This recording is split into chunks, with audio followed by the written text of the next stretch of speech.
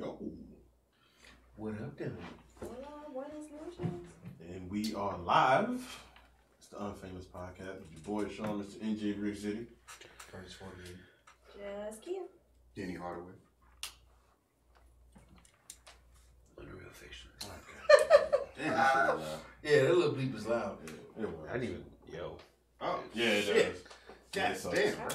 What do you do, Terrell? That's just Nah. the mic. No, this is the mic. It's not me. Yeah, it's just the mic. Super powered mic. But Well, we're here. back again, yo. Hey guys. Another episode, fresh off of All-Star Weekend and all type of other tomfoolery and shenanigans. But before we get to that, And all kinds of fuckery. fuckery. Exactly. People getting But clapped by the airport. what? What? We'll get into that later then. Y'all know about that? No, Oh, yeah, we gotta talk about I'm that. pretty sure you'll tell us. Oh, yeah, we got to talk about that. So, as we do each week, you know, shout out to Joe, shout out to Jai. Joe might just actually swing through, he told me. Oh, he might? Oh, shit. Talk to him at work today. That'd be dope. Swing. Yeah, that's right. Yeah, you just said. Okay, well, that's good. If he does, then that'd be cool. And, you know, y'all be able to hear from him yourselves. Oh, excuse me. But shout out to Jai. Shout out to, you know, everybody else who's been supporting. Shout out to, what's the name of this shit? Live 605 meeting. There we go, yeah. Shout out to them. Major shout out to them. Yeah. You know, They reached out to us. Yeah. About the owner us. Tyler. Yes, Tyler, thank you. Dude, Tyler Pruitt, he just, you know, so he came across the podcast and, you know, from the group that I promoted in the Promote Your Podcast group, he said he wanted to reach out to us, see if we wanted to be involved with a new station he recently launched. So yeah, that's what's up, guys. Is, you know, it's an online radio station, provides music and content created by people in Sioux Falls, South Dakota. But you know, it's something. SD. I'm cool with it. I ain't got nothing to do with it. You know. So. Yeah, it's gonna exposure. be nationally broadcasted though. So For the most part, yes. Yeah. So cool. Shout out to them. So you know, that's gonna be one of our homes, yo. So big shout out to them. Squad. Shout out. So you know, we got that going on. I guess we could go ahead and start. How was your week, man? My week was it's pretty chill. You know, just been working. Had a couple of days off last week. You know, me and Tabs chilled and stuff like that. But she back to work. You know, grinding it out. And what I've been doing in my spare time, I've just been working on sound design for my music and stuff like that. Cause I feel like a lot of the sounds that I've been using, been the same thing. So I've just been working on, different sounds and. You trying to reinvent yourself? Yeah. I'm trying to reinvent myself, man. Cause I was watching an interview with Major Nine, a producer and rapper in Miami. You know, he plays for the Browns as well. Really? Chad Thomas. So I'm not even gonna flawless. I don't know the man, but I know people that know him. But the people that know him, we don't really speak that much, so it'll be kind of hard to try to get in touch with him. But I don't need to, because I got the bond and he's in that circle. So. Shout out to the bond. Yeah, shout out to Thoughts of Saying, you know what I'm saying. So he'll be able to get things pushed in that circle. But as far as that, that's how my week has been going. Okay, that's what's up. Trying to get that my player up too, G. Oh yeah, man. My players suck right now. So You're talking about 2K. Yeah, 2K. So if y'all want to play some 2K, my PSN tagger is Terrell 1993 TERELL 1993. Hey, not mad at that at all. I think that'd be dope for everybody to get into anyway. Okay. Kia, what's up? How was your week? What's up? It's just been a long week, you know. Long days, long days. Work, overtime, study. Okay. Try to get in some kickboxing, little yoga. Well, you are beating people up. Hey man, I gotta stay in shape somehow. You know what I'm saying? Okay, shit. I mean, there are better ways of doing that. I like kickboxing. Well, you got a history of violence and slapping people. One time. 100. And she deserved it. Right. Anywho. But that's not the point. I'm always accosted first, okay? Oh. Gotcha. Wait. Wait. But yeah, so that's it.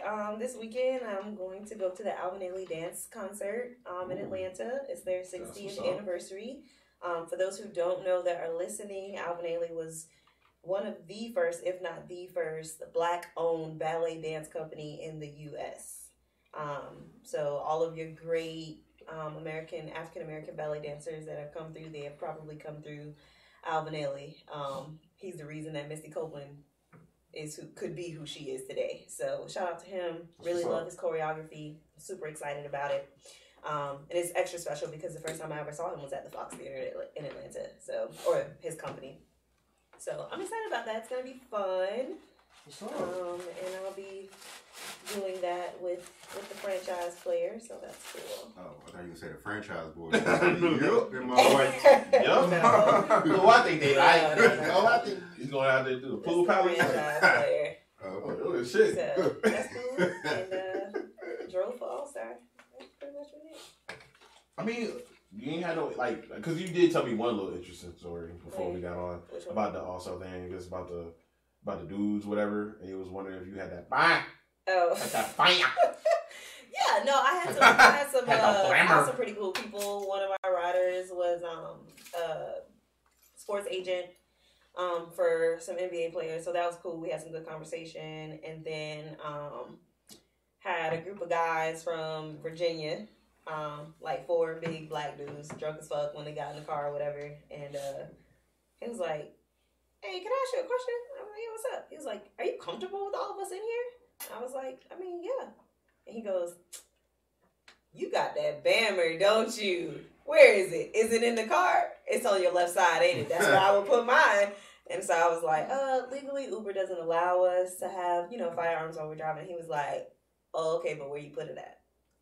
I was like, yeah, my answer's still the same. And he was like, "Okay, so, but I mean, you got a little something, something, or you got that Bama?" And I was like, "Bro, y'all wildin'."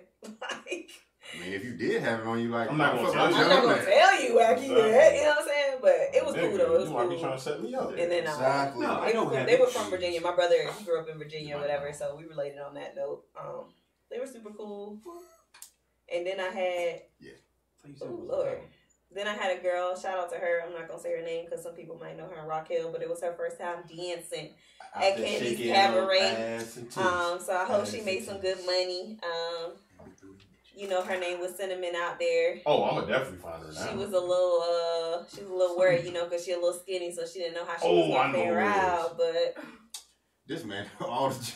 Bro, I don't know. If he knows because she posted something, because... I just be knowing. Like, we went to the A, he knew all the joints. Like, I know her on IG. All right, damn, all right. Well, this was like her first time doing it. Like, she didn't want to tell anybody, all kinds of stuff. But she was super duper cool, you know what I'm saying? And she was like, "We should be friends for real. We should be friends." And I was like, sis, you didn't talk about fighting people like 3 times. I'm not about that life anymore. I don't think it's wise for us to be friends. Sean B. Bush is watching, but I know he. What? Wait, what? They put it on the internet. You know, shout out to Cinnamon. I hope she made some good money. I hope she took my advice. When you're a little girl and you can't really twerk, the key is to find you a sugar daddy that just needs somebody to talk to. Yeah. Get your rent paid one night. Well, I don't know if she can, but she can't. She not it was her first house, so she not a stripper. Did she have some cheeks? She was little. I didn't look at what her booty looked like. I don't know. That's the first thing you look at. Yeah, yes. No, that's the first thing you look like. Not me. She looks at the eyebrows. Yeah, she has a smile. Yeah, she has a nice smile. Yeah. Girl, your hair is laid. I don't like that line because anytime a chick ever put me onto her friend, I'm like, "How she looks?" She's like, "Oh, she has a great smile." Nah, I'm good. People say that. Yeah. Damn. Yo. First thing, look at some ankles, bro. So I had what? Why ankles? I don't know, right? If them ankles thick, she gonna look when she get older. It's called cankles, bro. Moving on. This nigga's wild, yo.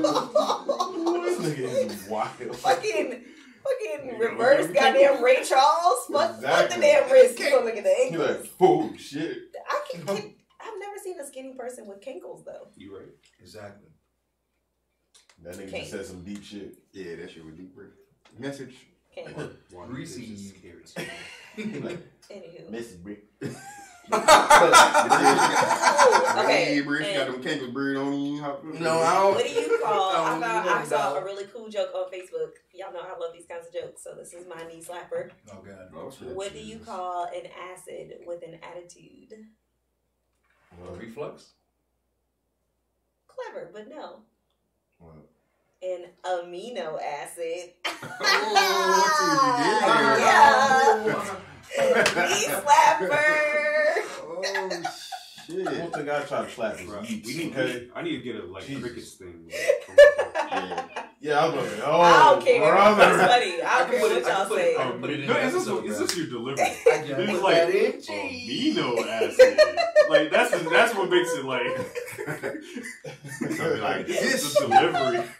You know, it'd be funny. Remember how what was it, super hot fire videos and shit? Where he'll say some shit, everybody like, Hot fire. I spit that. Exactly. He's your boy from Mortal Kombat. Toasty. You stupid, yo. Now I was gonna piggyback off of what Josh said, cause What I said? he said something like sometimes like the chick be like, oh, I got a friend for you. She, she got a pretty smile. Or something Oh like yeah. That sounds for sure. So I had this one chick. And she was like, yo, I got a homegirl for you. She thick. She thick as fuck. She got a fat butt. Oh, shit. So I'm like, all right, cool. Shit.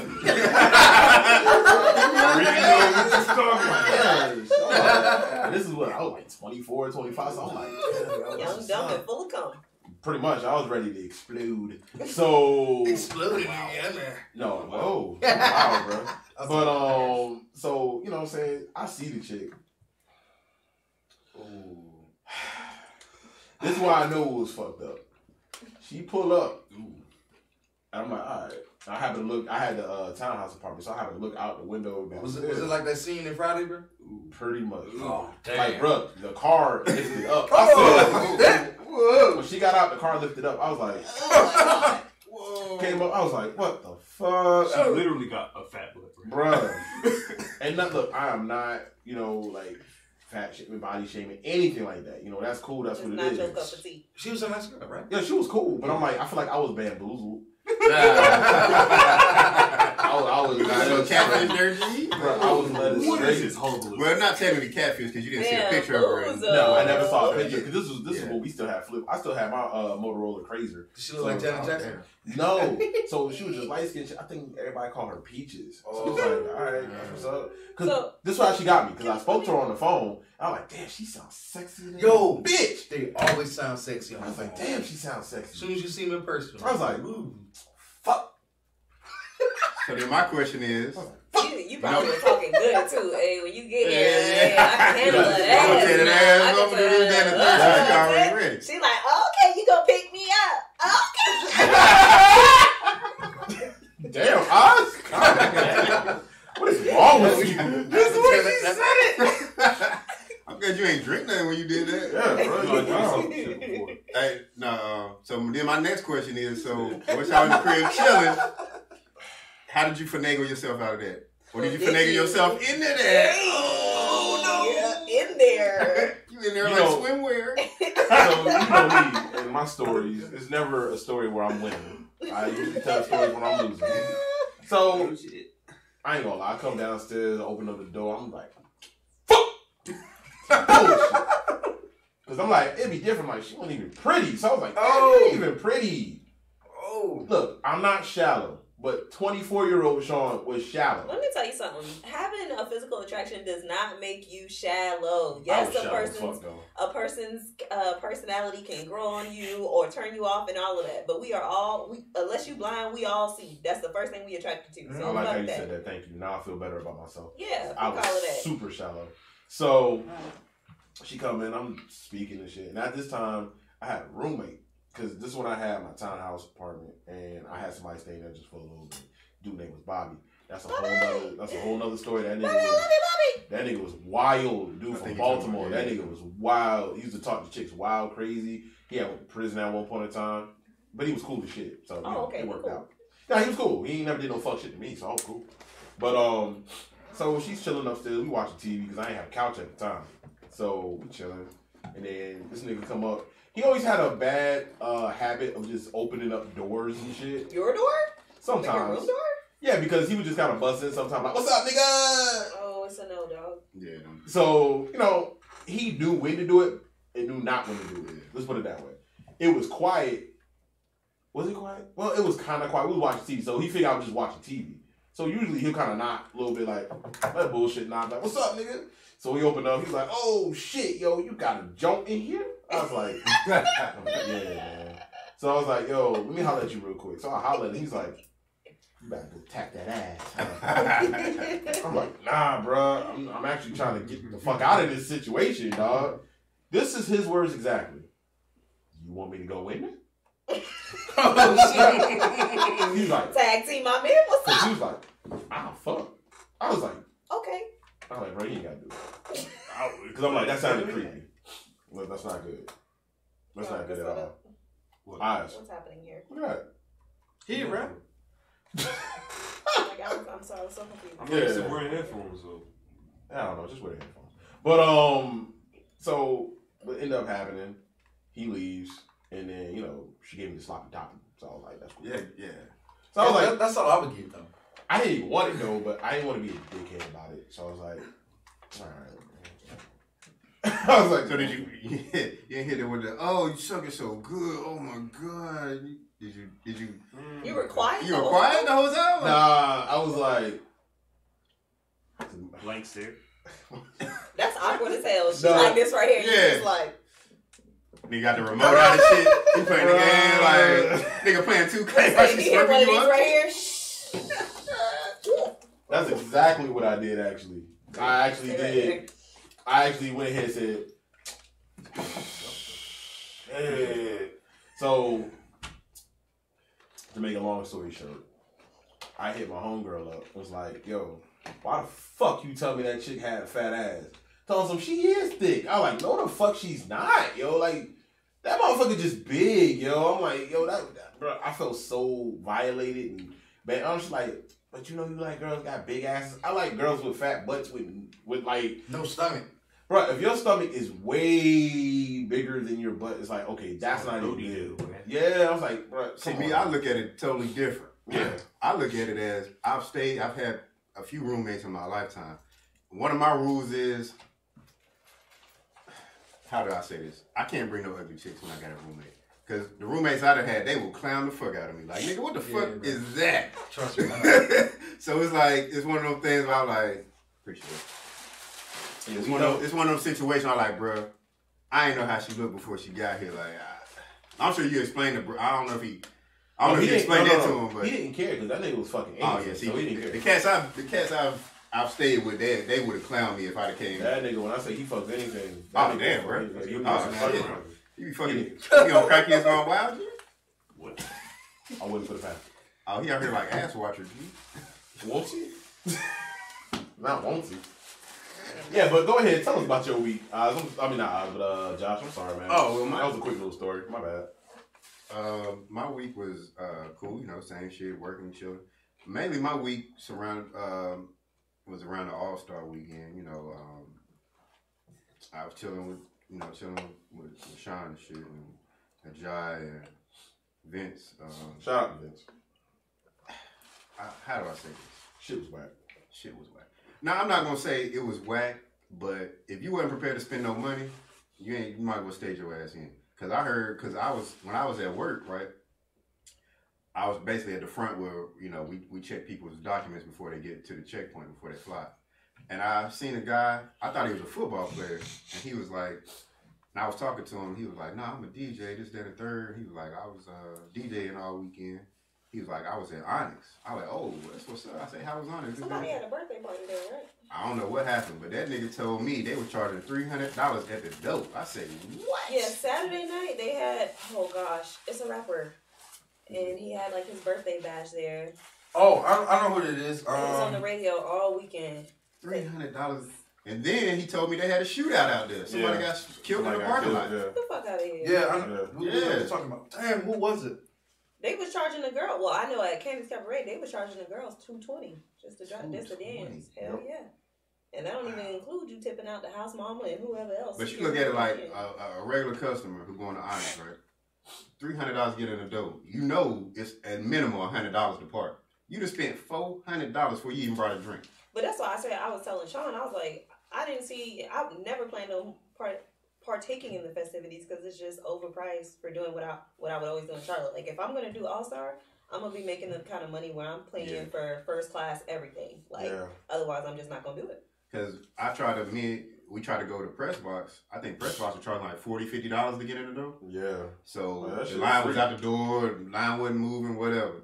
So we split ways, and me and the job went to this spot called Crystals, which is like an old, that's the Jamaican spot. That's my shit. So that's like we went to get a plate of jerk chicken. Shout out to Crystals. That shit was straight. It was a little spicy though. It was a little. Oh no, that's so good. I've had jerk chicken. Chicken on this is spicy. No, I like my shit mild. Like the guy, the Jamaican dude who set a place at the airport. His shit is like reasonable. The shit at Crystals is like, but it wasn't bad. It was just more spicy than I expected. But we go there. It's got to be 2:30 in the morning because we try to go to a pizza spot called Benny Pinello. Shout out to them because they make good pizza in Noda, and that shit was packed. Like they had ran out of pizza damn near. So, what? Yeah. So we ended up going to Crystals. I was like, let's go get a plate from Crystals. They charging $60, $70 at the door just to get. I'm like, bro, we come in any other time. Well, I understand they got to make their All-Star money, but it's like, bro, we come here any other time. It's free or $10, or if you go after 2, it's $20. It's like, I'm not finna pay $70, $60, $70 to go here and then come back, a week later and it's free to get in. But, especially if ain't no celebrities. Yeah, I didn't hear nothing about no celebrities being in there. Why is it so high? Like, you gotta go inside when it first opens up and just stay there. Don't nobody go to Crystals when it first. Everybody go there after the club. That's why they make all their money. Yeah, that's where they make their money. The only thing is they can't serve alcohol. Parking. Yeah, but I was wondering if Charlotte. Oh yeah, I was wondering if they were going to. They serve you bottled water all day. They might. I mean, no, I ain't gonna put them on it. I was wondering if they were going to extend that. Because in some cities, like they'll let you extend it for certain events and shit like that. Like. Now I don't know because we never really got to go into any spots to know. Okay. I would think that would be the case, but that's one of the reasons why I think that's what holds Charlotte back from being a major player on the party scene as far as national. I don't think they want to be. I think they really just want to be like a business capital. I don't think they want to be a party city. Possible. You talking Charlotte? Because for the PGA Tour, they turned out like they had designated pickup spots for Uber and Lyft for PGA Tour. Like they were on their shit. They were not on their shit for All-Star. All the money came in, all the millionaires that was here. I just think that they should extend that shit like. Oh yeah, that's what I said. 6 in the morning at least. Yeah, I was like that. You're missing out on so much money. So much money. And like I said, when me and bro went to Atlanta, it was still party. People was like, yeah, we partied at 6, 7 in the morning. Like, it's nothing. Yeah. And, it's been coming from Charlotte. It's weird to comprehend that because you're not used to that. And some spots don't even open up till 3. Yeah. And technically, they're not supposed to serve alcohol, but shit. Nobody's saying shit. Atlanta do what they want to do. Shit. They put the state on their back. They do what they want to do. Oh, yeah. But I will say this, shout out to the All-Star. It was a dope ass game. They had J. Cole out there, Meek Mill representing. At first I was like, Meek Mill, I didn't. But then, he put on a good performance. I can't knock him. It was good. J. Cole showed out. It was a good All-Star. And then the crazy part I heard is Joe outside. Oh no. Even for the Nikki gonna go get him. Oh, okay. Even for the All-Star game, they was talking about $1,200 to $1,500 a ticket, which they said was twice as much as like LA. Yeah, that's what I heard. They were saying that the tickets were more expensive here. They said it's the most expensive tickets for the All-Star game. And you know the reason why? The least amount of fun. And you know the reason why? Is because well, it made sense. Somebody was like, that's because ain't nothing else to really do here like that. Like, really, in LA, there's so many other things you can do besides the All-Star. So that's why the ticket prices are low. Well, not only that, but also most of the people that are participating, they probably have a home or something in LA. So, like, traveling and all of that is not really an expense for most of them. You know what I'm saying? But coming here to Charlotte is like... Oh, shit, it's Joe. Joe Cool. Joe, what up? You already know. Another thing I want to say, just real quick about the All-Stars. I seen the news and I was disappointed for the vendors who was out there because the vendors on the news said they didn't make a lot of money. Oh, for really? one, because of the weather, and for two, because they had the sidewalks barricaded, and they said there was so many police out there. It was like a fucking military exercise or something like, and it kind of turned people away. Yeah. You know what I'm saying? So for the vendors out there who they was expecting to make 3 to 5 times as much as they would normally make. You know, but because of the weather, you know, it was rain, it was cold, and the way they barricaded everything uptown, they didn't really get to make as much money as they wanted. So I'm sorry to hear that about the vendors, but shout out to them too. Just trying to hide. But that was my week. But go ahead. They're trying to hide the ugly streets from the celebrities. Like, Now, you know, uptown is nice though. No. There's certain places where they got construction.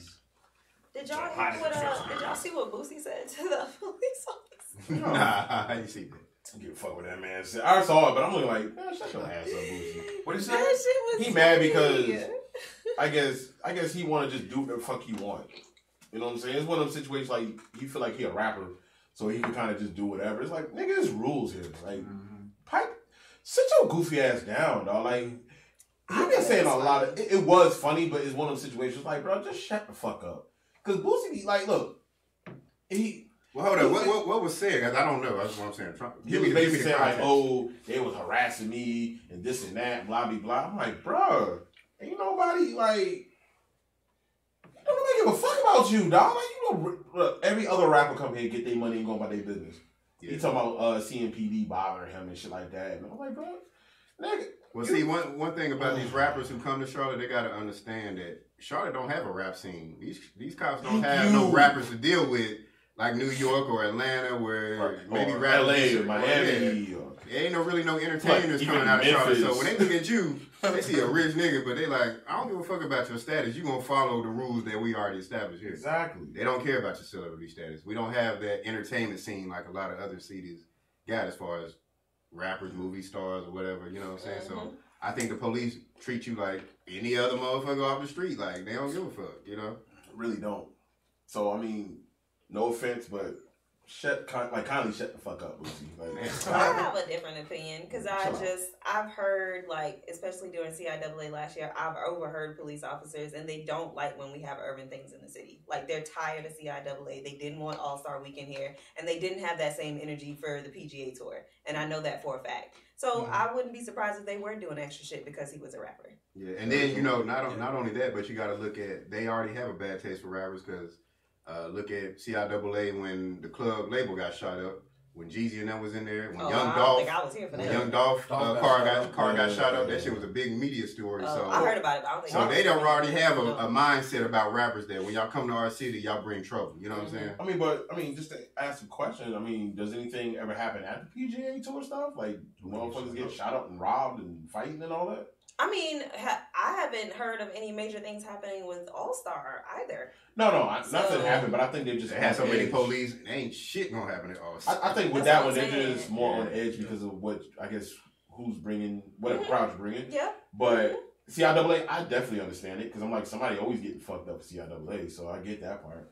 But for All-Star, I'm like, you're bringing in a mixed crowd. So it's one of those situations where I look at Boosie like, bro, you're taking it way too personal. Like, I get it, but I think he's taking it way too personal. Because he seemed like he's been finding a reason to be mad at everybody for everything now. Oh, I haven't seen that. That's like, he was mad at Tekashi 6ix9ine, talking about, you know, oh, you pussy ass, bitch ass nigga. I mean, but a lot of people said that about him. It wasn't just him. Yeah, I know. But it's just one of those situations you like, Boosie, who the fuck cares about what you thinking about now? I fuck with Boosie, so. I mean, he got a lot of followers, though. He got a lot of followers, and they hang on to his word. He got a lot of followers, and the only thing I would see from him is him on live and chicks sucking their imaginary dicks or something and playing with their pussies and shit. I seen some shit like that. I don't ever see nothing like really positive, like, you know, provoking and shit. I'm like, all right, Boosie out here got these chicks out here wilding out again. I'm feeling gangster. So hey, bro.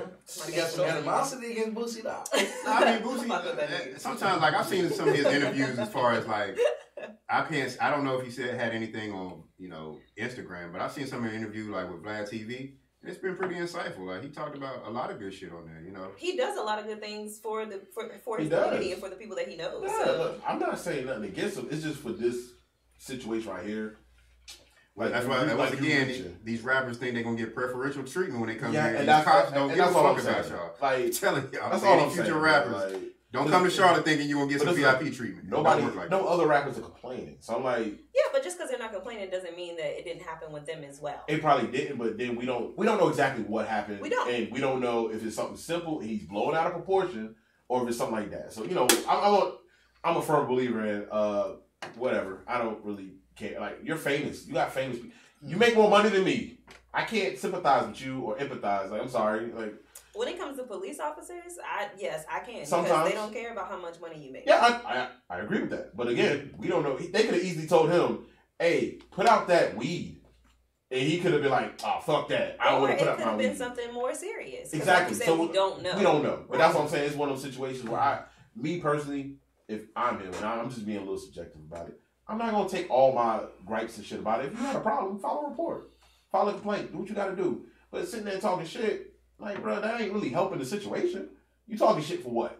Because it makes him feel better. Why do people talk shit in general? Everybody, not very everybody do that. Everybody talks shit. Everybody talks shit, especially about the police. But you do have some rappers that will file a complaint about and shit. if you don't live in the city, it's kind of like a moot point for you.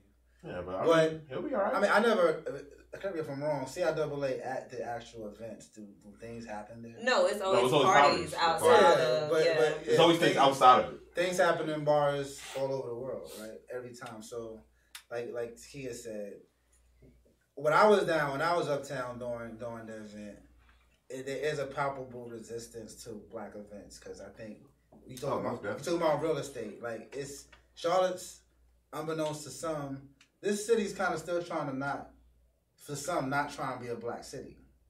So when you have the only events that bring the most money into the city being black events, the PGA Tour doesn't bring as much money as these two events would have. Niggas don't give a fuck about those, PGA Tour. But they also don't spend as much money with us.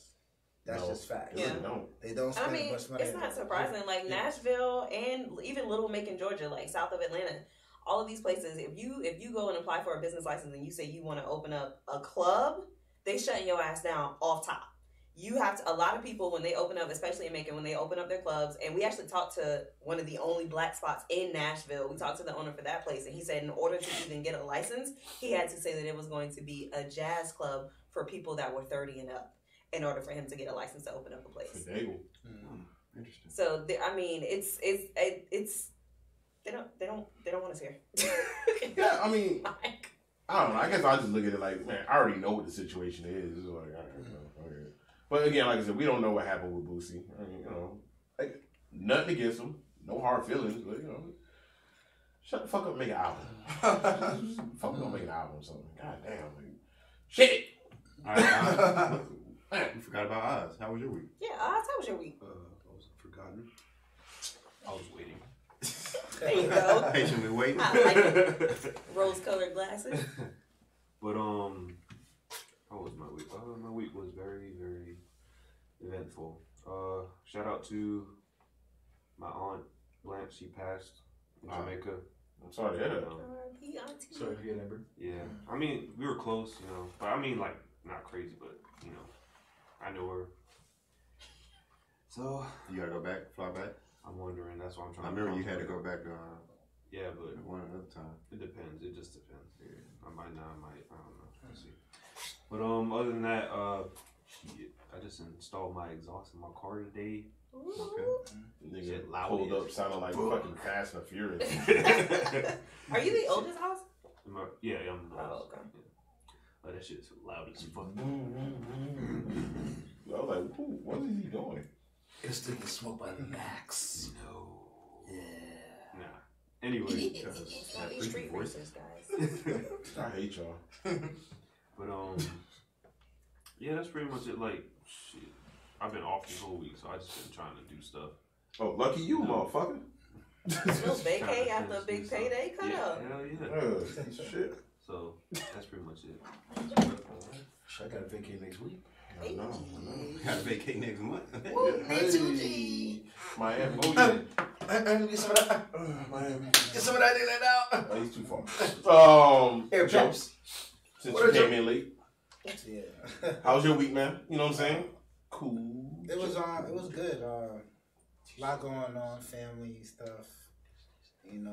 Good, bad, and different. As far as children stuff. This is a very busy time. Okay.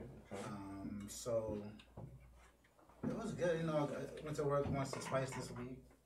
Once or twice? Once or twice. You're like, I feel like going maybe not. Yeah, exactly. Fuck it.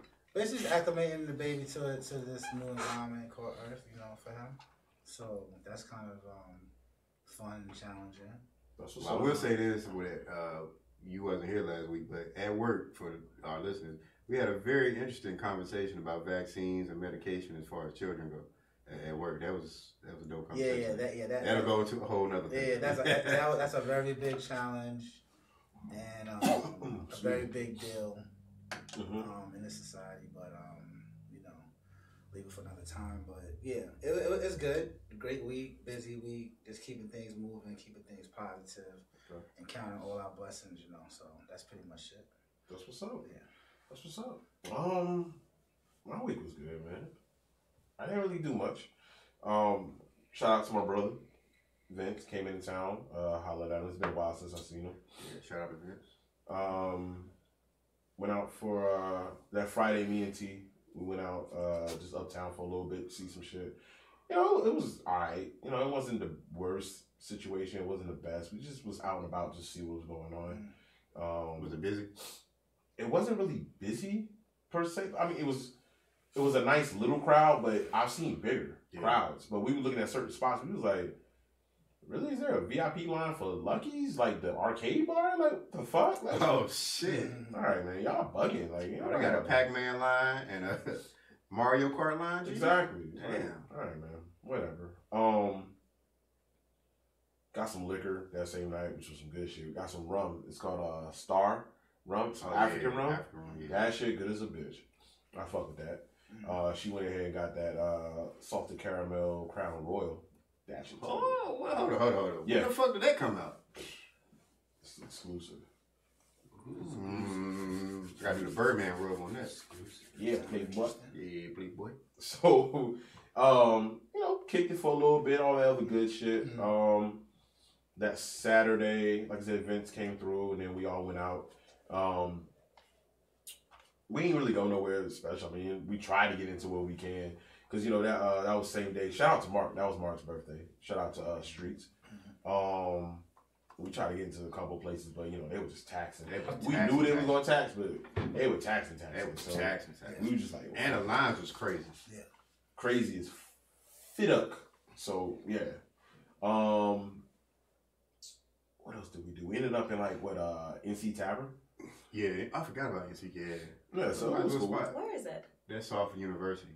And guess how much it was to get in? $3.99. Is that the place that's it has pool tables in the back? Yeah. And then, that's yeah, I went on a date there Got before. a big ass bar right there. Yeah. Hell yeah. I beat somebody in pool. It was fun. Frick yeah.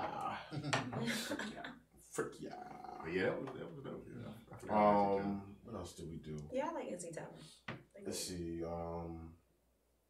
That Sunday I ain't really do much, man. I kind of chilled, watch fights, relax a little bit. I've been, with allergies and shit for the past couple of weeks. I don't know if it was because of the weather change, but it being warm one minute and then cold. Yeah, that's what's been killing me. Well, a lot of it, some pollen started to bloom. Really? Yeah.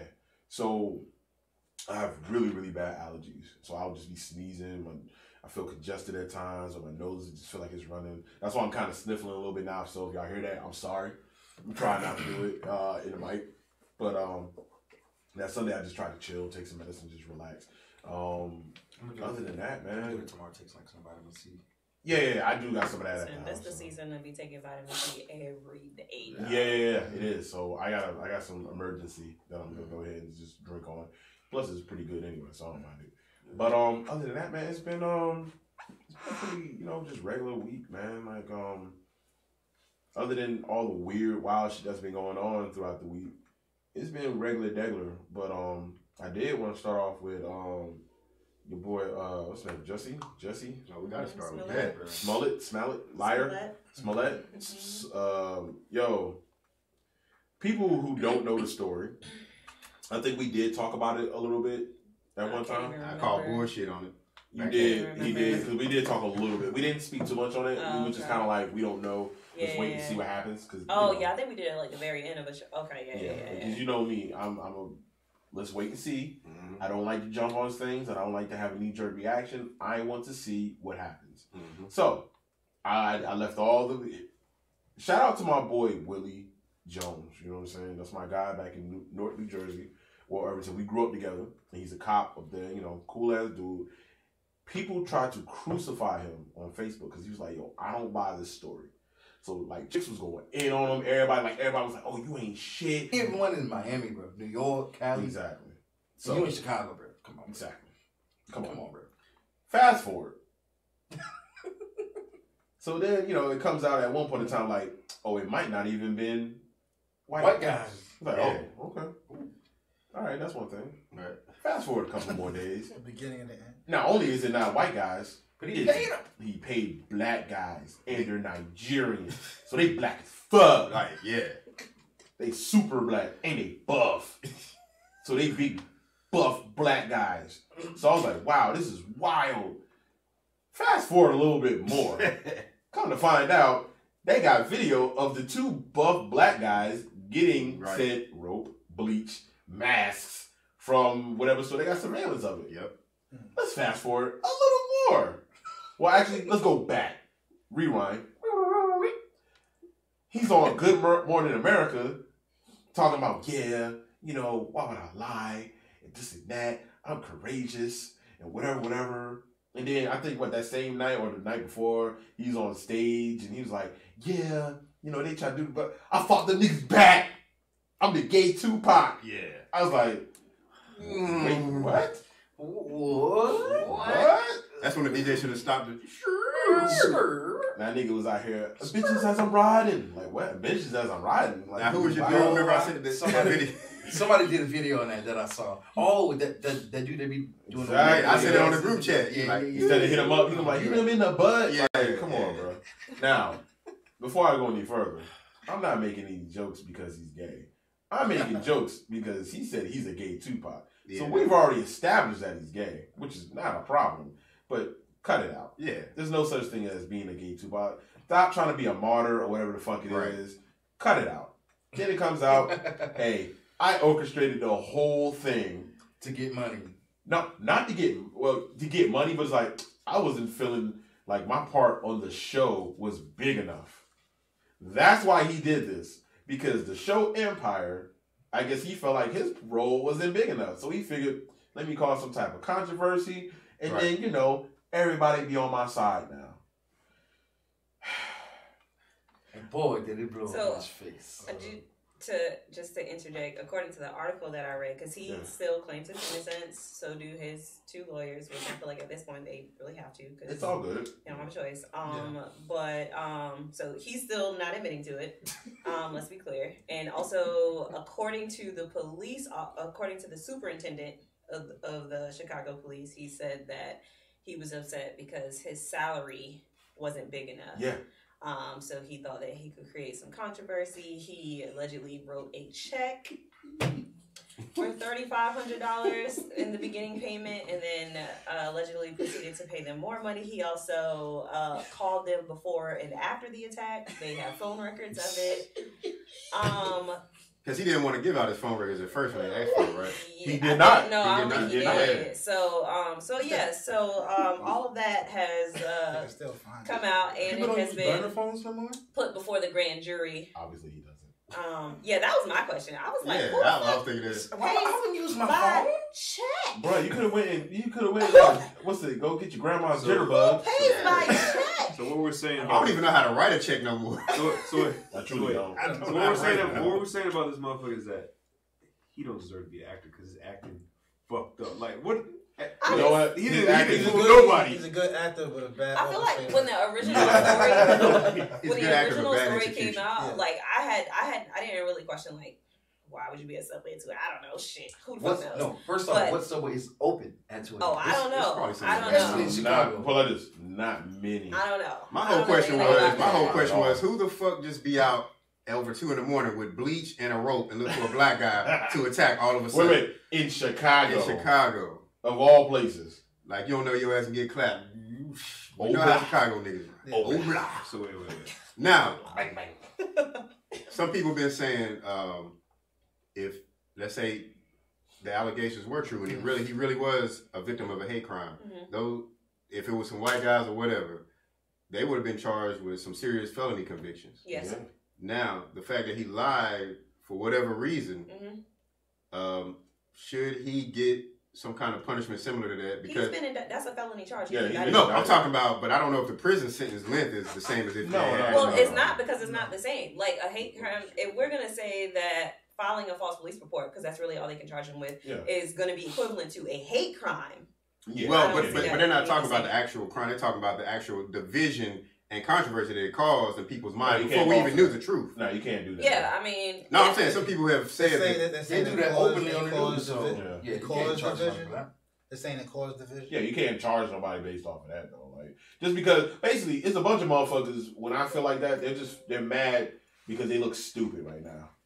Either they look stupid, or it's some people feel like something should happen. You should get the same amount, or even an equivalent amount of time as a hate crime. Because a hate crime, you can be like, you could get life. You could, you know what I'm saying? Like for a hate crime, that's. He's gonna probably have to pay a fine or something. But I think he's only facing up to like 3 years.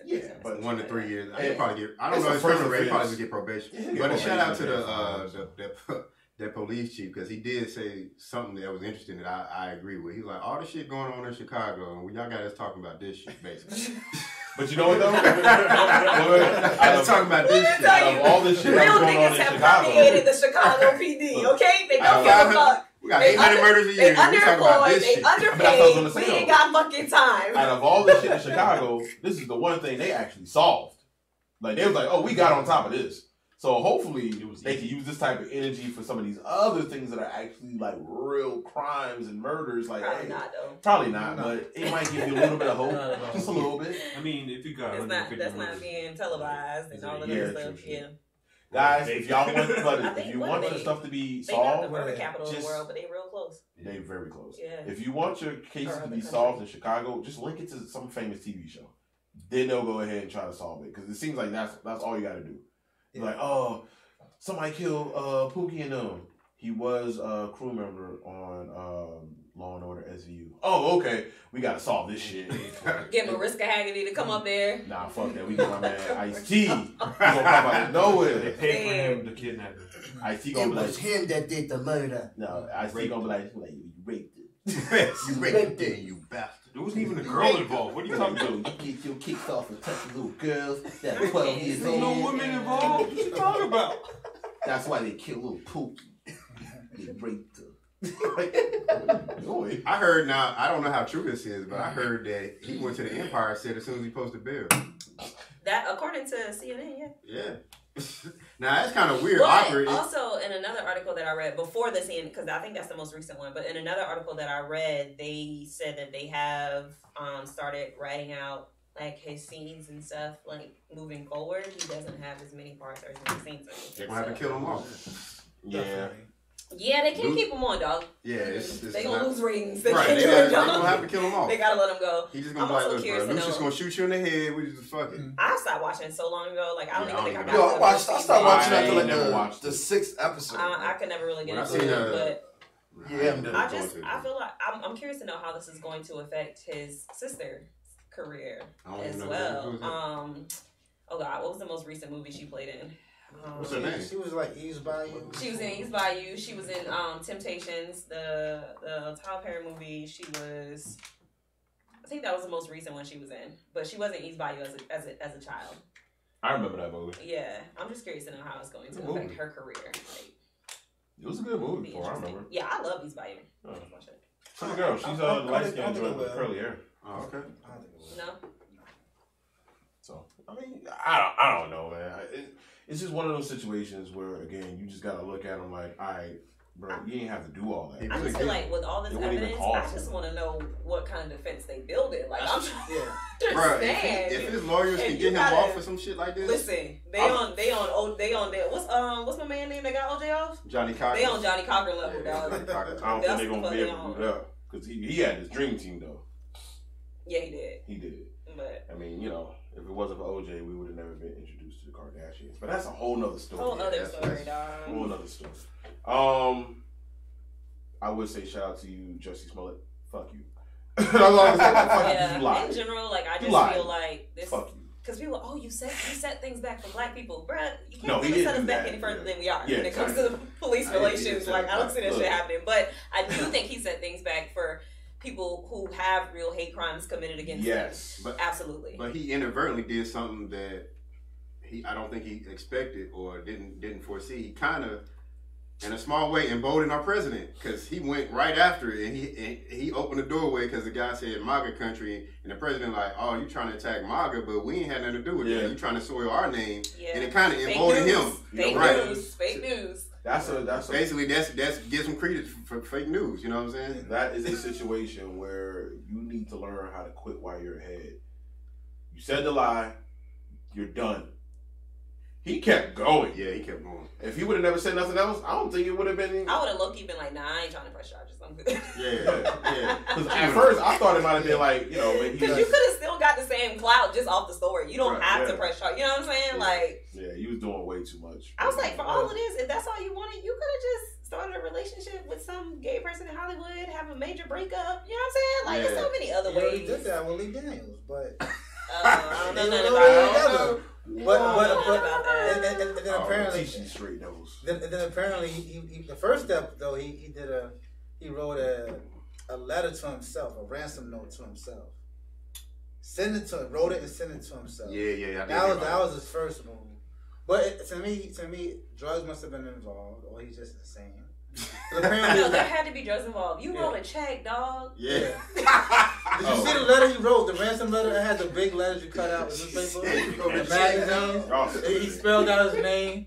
Just you smell it must die, right? No, something's really wrong with y'all. Why y'all laughing at this? No, it's funny. He's crazy. That shit baffled me. How you think he's like, man, that shit happened to me. Everybody knows if you don't want shit to be traced, you use cash, my nigga. Who writes check? You gotta go to the bank to get a fucking checkbook to write a fucking check, bro? What's his name on it? Don't you have to write the note? Don't you have to write the check number down? Yeah, don't you gotta write it in cursive? I don't even know how to write in cursive no more. You don't have to do cursive. I know. A fucking check, dog.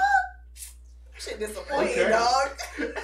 I ain't gonna lie. Like I said, I don't even remember how to write checks no more. That shit it's real disappointing. I think it was odd because somebody said online that the two Nigerian brothers used to supply with Molly. That was their connection at first.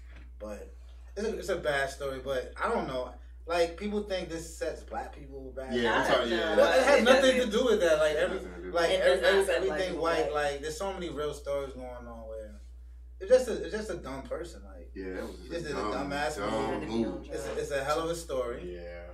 And that's it. I mean, there's real things going on. Yeah, that's my whole thing. I think this whole story takes away from real things that's going on right now. Roger Stone posted a picture on Instagram of the judge presiding over his case with crosshairs behind her head. Yeah. And walks out of the courtroom today. I mean, that's far. Yeah, I seen that on the news too. That's crazy. You know, he kept his bail bond. He's able to walk out and be free until his trial. I've never heard anything like that. You got the complexion for protection. You know that. I mean, there's so many things. Tamala Horsford, for example. But to me, it goes to show you that they don't really scrutinize stories of all the other accusers of people. Like, you know. Yeah, they find a hot story for the Cosby accusers. Whoever you want to talk about had funny ass stories too, but it's like I guess that he could just tell a story, get the notoriety of a movement, and he's the head guy. Yeah, and he gets money for that. But it's like, if you're gonna tell a story, tell a better one, dog. No, he looked back and saw those stories people tell, you know, and they just. Like I said, he's a great actor. You can't take that away from him. That was just bad execution, dog, all the way around. It was just. I need my boy Terrence Howard to pull him to the side, like, come on, Mike. Why? They've been killing him with the memes, bro. They've been killing him. I already know him. I ain't even seen him. I don't even want to. I try not to. I know the internet is destroying him right now. Yeah. Yo, they got the McDonald's shit when he's at the. Yeah, talking about sauce in the bag. He's talking about the frosty machine working. Like, cut it out, bro.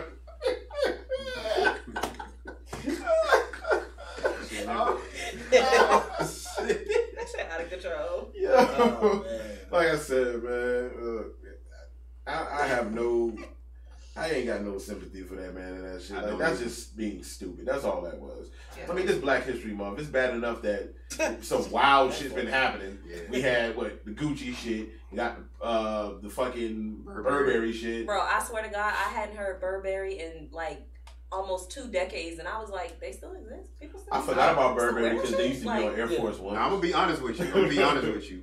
Working at the airport, a lot of motherfuckers come through with Burberry. Well, with their bags, bags, jackets. Burberry is still popping. No, Burberry's still. It has still popping. You know what happened? When we knew about it, it was fake shit, and motherfuckers was just putting on Air Force Ones and shit and Timberlands. That's not real. So once that shit kind of phased out, we stopped fucking with it. White people still fucking with it. White people still fucking with it. Burberry's still lit. Heavy. I'm talking about heavy. And they still got the cologne. Like the cologne's still lit. I got some in the crib. But you know, they fucked up with this shit right here. It seemed like, you know, I'm over them. I don't even care. Yeah. Like they fucked up. I don't even care. I was telling my roommates the other day. I was like, if I had that much money, I couldn't see myself walking in and giving it to Gucci, Burberry, whoever. Because I know too many people from my city who make clothes. Yeah. Why can't I just buy it from y'all? Yeah. If I had that kind of money, why not? Because our whole mentality is we want to wear designer to impress other people instead of supporting our people. I tell you what I want. I want to wear dope shit that looks good. Nah, I agree. I'm just saying that's the mentality some people have. You know, at the same time, I think all these major companies that's doing this shit now, they're just doing it for like. Yeah. Oh, they just all they stocks go up after the fact. Yeah. They don't. Whatever. And that's why I don't even want to talk about it. That's my thing about that's my thing about the whole Burberry thing as opposed to Gucci. I see black people actually supporting Gucci. I'm not so sure about Burberry. Yeah, I don't see a whole lot. I don't see a lot. That came out of nowhere. The last time I heard black people talking about Burberry, I heard Jay-Z mention it in the songs a long time ago. Apparently, they still do black it. Like people aren't supporting Gucci. I mean, for one, most of these companies are owned by the same entities, right? And I think the same reason that you saw it in All-Star Weekend, CIAA. They don't want their products to be known to be worn by black people. So they always do this. Benetton did it back in the day. They always put out some racist ass ad to let the other people know that they're not supportive of us wearing it. Tommy Hilfiger did it. Timberland did it. It's always something said to say, you know what? We know they wear it, but we're not supportive of them. Mm-hmm. So they want to buy it. Then we're gonna shit on them while they do it, right? Mm-hmm. So it's a long history of this happening over and over and over again, and people still want to buy the name brand. So that's the problem that you're gonna see. But their stocks rise. That fucking sweater, that turtleneck, is gonna be a collector's item. Okay. And you know, to me, it's like as Josh said, as Sean said, it's just like it's gonna be going on forever. Yeah, that's why. Shit doesn't surprise me. I'm just like, not at all. Yeah, whatever. Yeah, I'm not even outraged. It's like, I'm not. Have y'all seen that? This is kind of on topic, but just talking about like the Black Dollar. Have y'all seen what's my man's name? Killer Mike. Killer Mike. Last in the community for 6 hours. Have you seen it? Yeah. I mean, that's something that Cole Anderson talked about for years. I mean, shout out to that guy. That shit was dope. If you ain't seen Killer Mike, Trigger Warning on Netflix, I love that shit out. It's dope. I just finished that last episode. I thought it was dope. That shit was crazy. So dope. Yeah, that shit was dope. Yo, that dude Mario was making me mad though. Yeah, he been kind of annoying for like 3 episodes. Every episode. Is that the white dude that be with him? Nah, that's the dude who was with the Cripicola who was talking shit when they had the blind taste. Dude, like, I got a song called "Don't Put Me in a Box," or "Don't Box Me In." And it's about not being in a box. Like, shut your ass. And it was just like he didn't want to follow the group just to be different. They're like, dog, we ain't on that shit now. Help us out so we can get this shit done. Like, stop all that trying not to be separate from the group. Like, it's not the time for that. So, okay, he was kind of good show though. If anybody hasn't watched, like, go watch it. It's really good. Killer Mike, that dude, I always knew he was a smart dude. Oh yeah, I've been a fan. Very smart. I was a fan of his music before I even heard it. I don't know if I ever heard his music. What? Yeah, I don't think he was part of. He had his own thing, Grind Time Rap Game. He had that Pledge Allegiance to the Grind. Yep. Yeah, I'm not really a rap. You should listen to him. You should listen to him. Listen to Run the Jewels. Run the Jewels. Yeah. Him and the white guy LP. Yeah. It's real good. Like he did some songs for the Black Panther soundtrack. Oh, cool. Yeah, so he's definitely dope. I fuck with Killer Mike, yo. And I like the way he looks at certain situations. I kind of look at shit like that sometimes. Like, some of the shit should go that way. Like, I like how spending money in our own community. The thing I like about his show the most is a lot of people talk about the shit that he actually just did it. He was like, I'm not talking about it. I'm just going to do it. See what happens. Talk about, hey, why we don't put no money in doing this or doing that. He just went out and did it. It wasn't a lot of talking. He took the steps to make it happen. And I like doers more than talker. He seemed like more of a doer than a talker. And that's what I liked about it. I love it. We got to see more of that. If anything, that show should definitely inspire us to be like, all right, maybe we should do more. Absolutely. To help each other. And not even just single it to just the black community. Because he looked at everything. Mm-hmm. He was like, yo, we can do it as Americans in general. Let's try to help each other out. Yeah. Definitely let's help out each other in the black community, but he had other... So far. The only problem is this supposition that it doesn't happen at all. Or I believe it happens more than people think it does. A lot of people... As far as not might. It does happen more than people say it is. Well, like even the supposition that we don't help each other, and that doesn't exist, and then the history of, like, you can't look at, like, the thing about buying black, right? That was about buying black, right? You cannot have that conversation without talking about the history of black economics in this country, period, in the towns and cities that were bombed and massacred after they built this shit up, right? Of course. You have to talk about that and then talk about the present state, because we didn't begin in this present state. We actually were building shit here. Yeah, I think that's what he did it. Well, I don't know if he discussed that. He talked about it. He didn't go into detail about it. But he did talk about it. I mean, but he has to. To me, I mean, it's a great show. But my thing is, you just can't say, we don't buy black without discussing the real history. Well, I think his whole thing, he talked about the history. His whole thing was just highlighting the amount of black dollars in our community compared to other communities, and he wanted people to see, like, yo, we need, basically at the end of the scene, he was like, I want everybody to take a challenge to buy black. Like, let's start supporting each other. And I think that was really just his goal. He briefly touched on the history, but he was just saying that moving forward, this is what we need to do. Yeah, because when he was in, was he in Savannah? He was in Athens. Athens, okay. It was a certain place. He was asking about the history there, and the residents there told him, like, yeah, it used to be like this and that, and blah, blah, blah, but this is what changed, and whatever, because he didn't know anything about Athens. He could tell you a little bit about Atlanta, about certain places there, but as far as Athens, he was just like, hey, what happened where you couldn't buy this, and that? Like, what happened? And then, the older guys was like, hey, it used to be this way, but then this happened or that happened, or a lot of the people, who got old, they gave it to their children, and the children just sold the businesses. That's what be a lot of that's a true statement though, because a lot of people, like I think the difference between white people and black people is white people pass down their business generation to generation, they keep it going, whereas somebody might pass it down to their son or daughter, and when somebody come with some money, they're like, fuck it, cut me the check, you can have this shit, you know what I'm saying? And it never gets passed on to generation, and they don't keep the business going. That was one of the things he talked about. I don't think that's like that might just be a now more recent type of thing, I think. That's what I mean, like, not the history of the town. Go ahead. Yeah, because I think, like, I think white people do that shit nowadays too. Like, they sell off that shit quickly right now. Also, I think it's harder to keep a family business nowadays as well. Yeah. Because of all kinds of shit being so, like, owned businesses are going downhill. That's because everything's online and digital. Yeah, exactly. Even look at, speaking of Gucci, look at their business and what happened in their family and how difficult it was for them. They went through bankruptcies. They went through a lot of different things. It changed hands. They murdered each other. So these things happen in all kinds of businesses.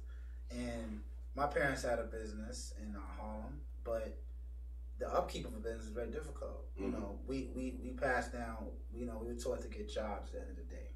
It became a people that want to get the job, right? To be in the business of jobs, and people generally have a problem with keeping money from generation to generation anyway. I mean, you know what's funny now?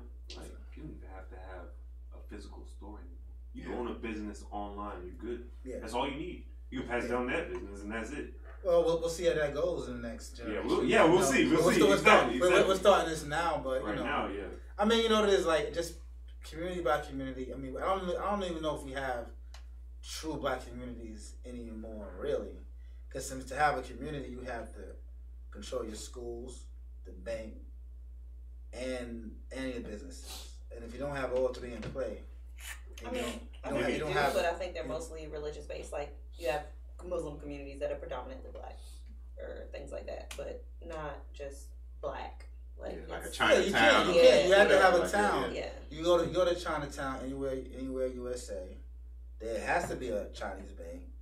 There has to be a school, and there has to be businesses that run not like for me, like my child I have now, that he's going to be homeschooled. Because if you don't have a school formulated for the mind of that child, then he's going to be put in, and then he's going to feel like the greatest society, the major society, is what he's going to be looked at as his model. So all the while, how many communities are like that, like all across this country? Very few, but I think Killer Mike discussed Athens, Georgia, but he didn't discuss the inventions, and he didn't discuss the roles they play. I mean, it'll be hard. It'll be hard, but I'm not trying to find fault with what he's doing. He's doing a great job. But to me, that's a hard episode to do without really delving into our contribution to the real. Because if you just say, well, I can't walk because black people don't make cars, or I can't, I have to walk because black people don't make cars. I can't drink this, I can't drink that. You have to sort of. But I think what his whole thing was giving us information in a microwave, like giving it to you in a condensed form. If you want to know more about it, you can do your own research. Ain't nothing stopping you. Yeah. You can go online and look up shit and look up the history of things. You know what I'm saying? Yeah, but you know what? I look at the show from other people's eyes. Like we know what he's trying to do. We get it. But say somebody in Asia, somebody in Middle America. I don't know. We know, but I don't know if a lot. I can't speak for every black person that know that. You know what I'm saying? No. I'm saying that. Well, all of us won't know. Okay. But us generally would know. Okay, yeah, we know we did it. We know we had contributions, right? But my thing is, I look at it playing to another audience. It looks as though we literally ain't do shit, and without white intervention, we will be walking and not eating a goddamn thing, right? Without discussing farming and what happened with land, what happened with he talked about that. What happened? He talked about massacres and murders and genocide.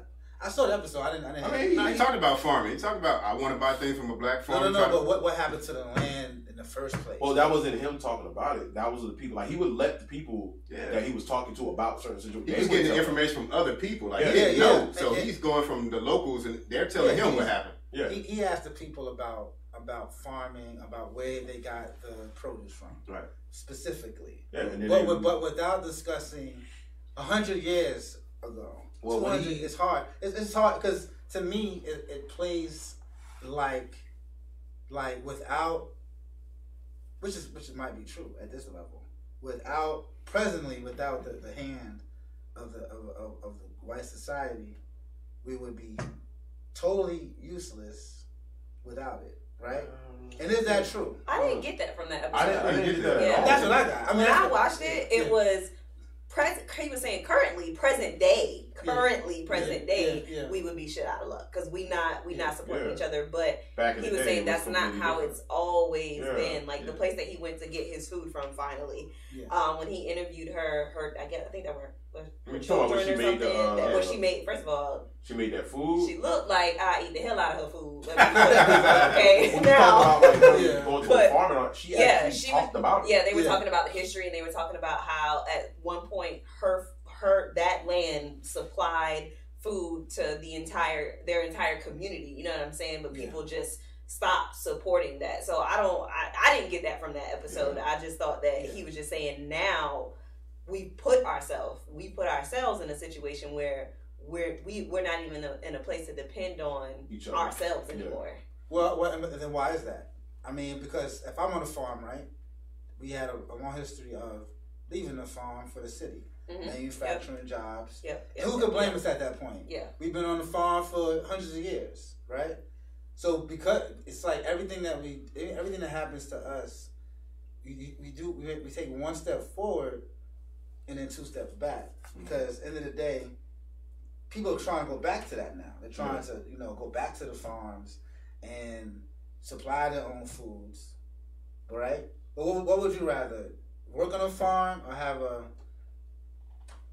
almost six-figure salary. You know, like what would you do? Can I take the six-figure salary and then go to my grandma's house and pick my fresh produce? Exactly. Is that an option? That's what I want to do, dog. While she's alive. Yeah. I mean, but like, when my yes. grandmother lives in Hampton, South Carolina, Yes. Yemassee, South Carolina, that area, so it's still mainly country. You know Yes. what I'm saying? Her cousin up the street owned God knows how many acres of land. He supplies food to different local grocery stores in the area and stuff like that. So for me growing up, it was like, okay, well, my mama, daddy, they live in the city. We have a good time. Yeah. But when I was at grandma's house, we was in the fields every day. Peanuts, whatever we ate, we picked fresh. Yeah. Yeah. So that's what I'm accustomed to. Yeah. And I always said that's something I would want to do when I get older. But currently, shit, I'm trying to get out of debt. Well, Yeah. I want to think about like how you Yeah. was talking about the history. Like if you can't get a 100 years history of why things happen. The reason why I like it is because I look at it like a place like Athens or another place that people might not know about. There might not be no written history of why things went down. So I think I like the fact that he went and talked to people who was actually involved with it. And it's like unfiltered history, like people who was actually a part of things We were there. and that, were there. in that And that's where you get the in real Athens. history instead of everything's not written in a book or you I can't find it agree. on Google. You know And what I'm that's saying? something I had to learn. And that's why I appreciated the way he went about it. So they're going back 40, 50 years. I mean, I'm just looking at it like, I thought it would be more. But if they went further and there's no written history or no records of anything of why things it went, probably is. I'm but just saying, that's not always the case. So that's what I'm saying. You know what? My expectation was, if somebody even approaches that subject, you're taking a hidden colors approach. You're really delving in to nooks and crannies of why things happen. I think that would have to depend on the message that he's trying to send out. If the message is just we need to be able to support each other more, then I understand why history would be a part of that, but I don't think going back that far would be pertinent to getting the message across of listen, we need to do better. And how would that look? How would that look in real life? Like, okay, I mean, we should. The world should do better, but how would that look in real life? You know what I'm saying? Like, because okay, so are you saying that history? Are you saying like if we knew the history and how big the struggle is, is that going to make us support them more if Black people know that, or is it just what we looking at now, the current situation and going forward? But like this, do we need to know the history to support more than we already would? My opinion is that if I'm an 11-year-old 12-year-old watching that show, not an adult, not knowing that yet. There's a history. There's all kinds of reasons why it happened like that. If I'm an 11, 12-year-old watching that show, I'm looking at that show through that prism, and I'm saying to myself, basically, he's saying that without white intervention, we wouldn't have no goddamn cars. We wouldn't have no goddamn food. We wouldn't have all of these things because what in that show about buying black, and if he was going to buy black, he couldn't do this, that, and the other. And his synopsis of that is, I can't do any of the things we take for granted because it ain't black. And my contention is there are very few industries on this planet that without black intervention would even be in existence. So my thing, that is the problem I have with the show. That episode, I only watched 2 episodes. Well, I look at it totally different. I look at it like, isn't that true? Is what he said? What he said was. What about that? I look at it like this. I look at it as he was highlighting us being our own worst enemy. As far as we had things established, and then we let things outside of our community influence us to stray the way. And I wouldn't agree with that. That's not how it works. For example, just like she said, I spoke to my Uncle Chester today. My Uncle Chester lives in St. Croix right now. My father's best friend growing up. He took his money from marketing in New York and built his property in St. Croix. Planted 30 trees. I go there right now and eat forever. In fact, I'm going to bring my son there for at least a month, just to be in that environment for a month straight. That should resonate for probably years later. My thing is, yes, I could do that. Everybody can't do that. Everybody can't be somewhere for a month and just have their child eat all kind of good shit that he would never get that fresh anywhere in this continental United States, right? So my thing is that if you look at my mother's family from Virginia and Georgia, right? In the 40s.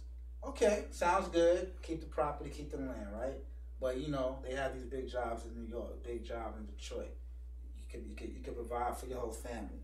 I want to go sweating in the field, or I'm going to go to Detroit. But once you go to Detroit, the supermarket is there. So you're now dependent on the supermarket. You're dependent on the political structures of that larger, generally white society to provide for you your living. But it's a good moment in time because it's better than Macon, Georgia at that moment, right? So how would that look in real life? Because who's going to be on the farms? Who's going to take that shot? Because farming ain't easy. Yeah. So that's why I say maybe he's highlighting that we're our own worst enemy, because maybe he's saying maybe we should have stayed the course of farming and through all the hard times and not took the. I don't understand why we have to choose between the two. Like, I don't see an issue with us being a part of both lives. Like, I know some people who prefer country living. I know people right now who paid $40,000 a year for an education and they run a farm now because that's what they like. That's what they appreciate. That's what they do. So I do think that we got crippled by everything being so present when you're living that quote unquote city life, because I ain't never been in a real city. But I don't think that it has to be a choice. I think that as far as from what I can see, there are quite a few farms still extremely functional, still like people my age that are working them. It just takes those of us with the funds to do so and the dedication to buy it. And the dedication to keep it from what I see. I'm not gonna lie, like the most I got from that whole situation, and this is just me being me in the simplest of forms, like right after I watched that, me and T watched it, and the first thing we looked at each other and said, let's go find more black businesses to support. That's how I looked at it. That's the biggest thing that I got from that. I was like, out of all the messages that could be had from it, that's all I really, that's the main thing that resonated with me. Like, I need to find more black businesses to support. And I think that's what he was trying to do. Food, even if someone was like, you know what, maybe we should open up our own supermarket. I think I remember stuff like that. I think I remember talking about that with somebody. He was gone, then he came back. Yeah. No, I remember talking about that with somebody.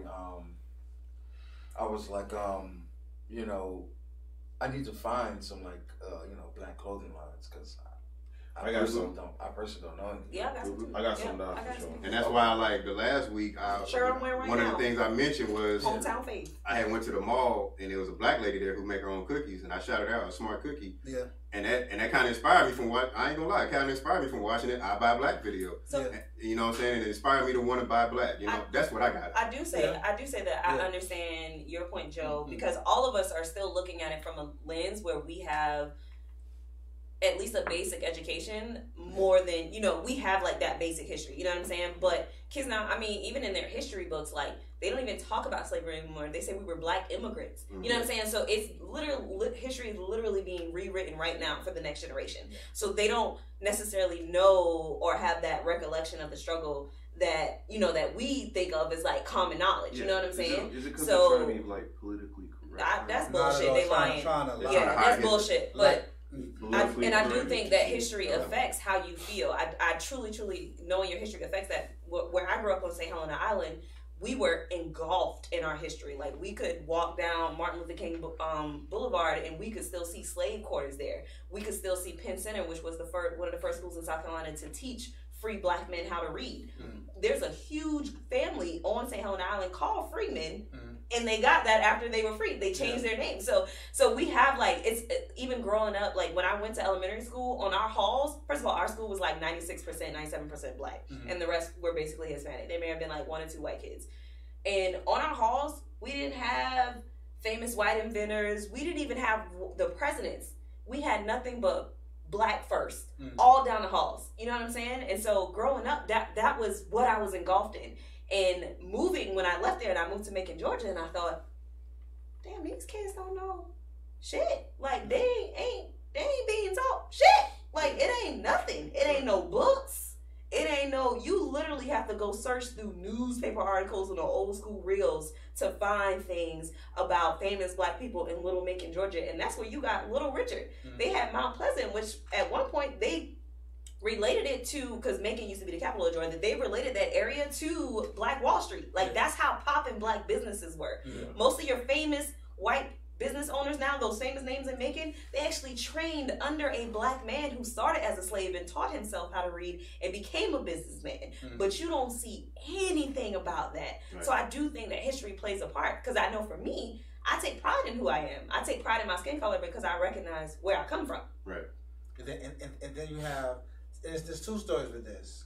One, when in reality, I'm a farmer, but there's a city life, right? With what happened in real life in the 40s and 50s. But the women are not going to stay there, for one. All right? So where are the men going to go? Right? Am I going to stay in this farm and sweat till I die, or am I going to go to Detroit? I'm going to chase that tail. That's what led to migration, period. they going where there's opportunity with that as well. Then on top of that, you look at, it's true. How many, I mean, literally. Sex levels like that? No, it's true. Teach these horns. Even on an island like St. Croix, it's beautiful. But when you look at shows, especially when islands got cable and shows, and they saw, well, they're living pretty good. You know, having these fruit trees on the house and the beach don't look so inviting when they look like they're having the best time in the world. And a lot of them, they moved to Florida and other cities, and this is what happens. So there's a dearth of young people in general, even in a place like that. Yeah. Like my godfather is 83 years old, so he's an older man still doing his thing there. But there's not a lot of young people. There's not a big contingent there. So you have that. Then you have the segregation thing, and what's never played on MLK Day is his speech when he says that, you know, my dream has turned into a nightmare, and he talked about the land concessions and grants given by white families during World War II. They say that's the speech that got him killed. And he broke it down and said, you know what, I'm going to D.C. for that check. He understood what segregation did to black communities.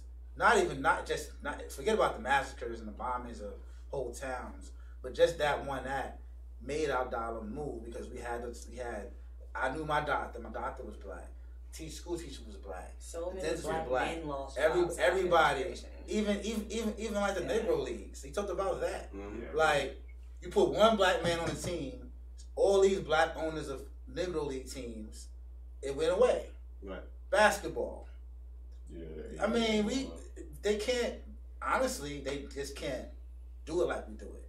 Right. You know what I'm saying? So, really, that's the story. And without telling that story, telling somebody about black is unrealistic, because if I gotta go to the supermarket, I don't got time to search for a black one. I hope black people work at one, you know what I'm saying? But in reality, depending on where you live, that's an impossibility. You're still gonna go to Walmart, you're still gonna go to Target. You know, I try to online, at like Happy Mango, a black company, right? Mm-hmm. Black owned woman owns it. I put that on the registry. You know what I'm saying? But it's hard to do in real life. I don't think that was his message as far as the history. He gave a brief synopsis of it, but his history, I think his message was, you're not going to be able to find everything you need in life buying black. Or maybe not. The chances are slim. But if you can, and you see an opportunity to support a black business, just take that opportunity to do that. That's what I got from that. He's not saying you're going to get a black real estate agent to get a house, or a black bank, or this, that, and the third. You might not find all those things. But if you can, in your life, in a small way, support a black business if you can along your way. But I know. I mean, I'm sure that's what he thought he was doing.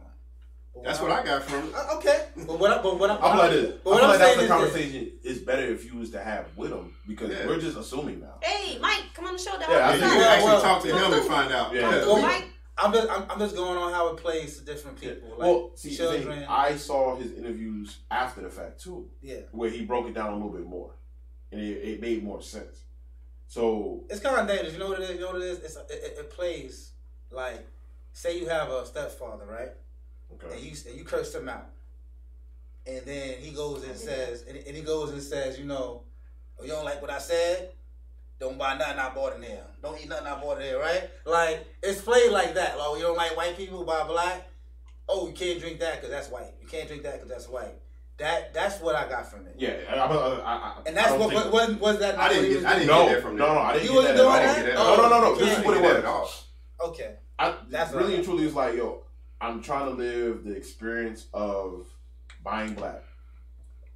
How much can I do comfortably? Yeah. That's all he was saying. So it was like, I can't get around. Okay, well, I found a black-owned bus company. Cool. I need to eat. I got to find black-owned grocery store. You know, that I think that's literally what this thing was. But the car, but there's nothing that's not black, like I said. You I can't. feel like this, though. Yeah, but it's not black accessible. Black That's his point. It's not With, accessible. Yeah, that's what he's trying to say. without black inventions, the car wouldn't even be possible, for one, right? That's fine, but I'm just But saying, that's like, what I'm saying.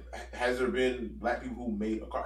I guess that's Of all I'm course. trying to say. And he did highlight that as well. He said that. He said that there's a black man who had a car. He said there was a black man who had like an Uber service or whatever, but it was black owned. However, it wasn't accessible to him in Athens, Georgia. So Exactly. yeah, Maybe he's just. I understand. My thing is, okay, he said he couldn't drive because black people don't make any cars, right? Mm-hmm.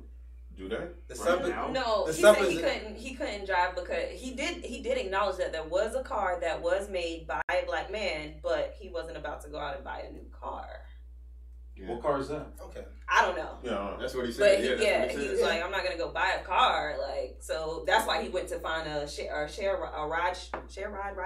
Yeah. Well, he ended up just, he got a bike. Yeah, he got a bike. He got a He bus. did a lot of other stuff too. That's what I'm saying. Like, I think what you need to do is either talk to him or look at some of his interviews. Yeah, you gotta look at the his reason interviews, why yeah. he did that. Because all we doing is trying to answer for him Yeah. when he has his own reasons for doing what he did, and we I'm can't answer. just for him. having a conversation about how people might look at that.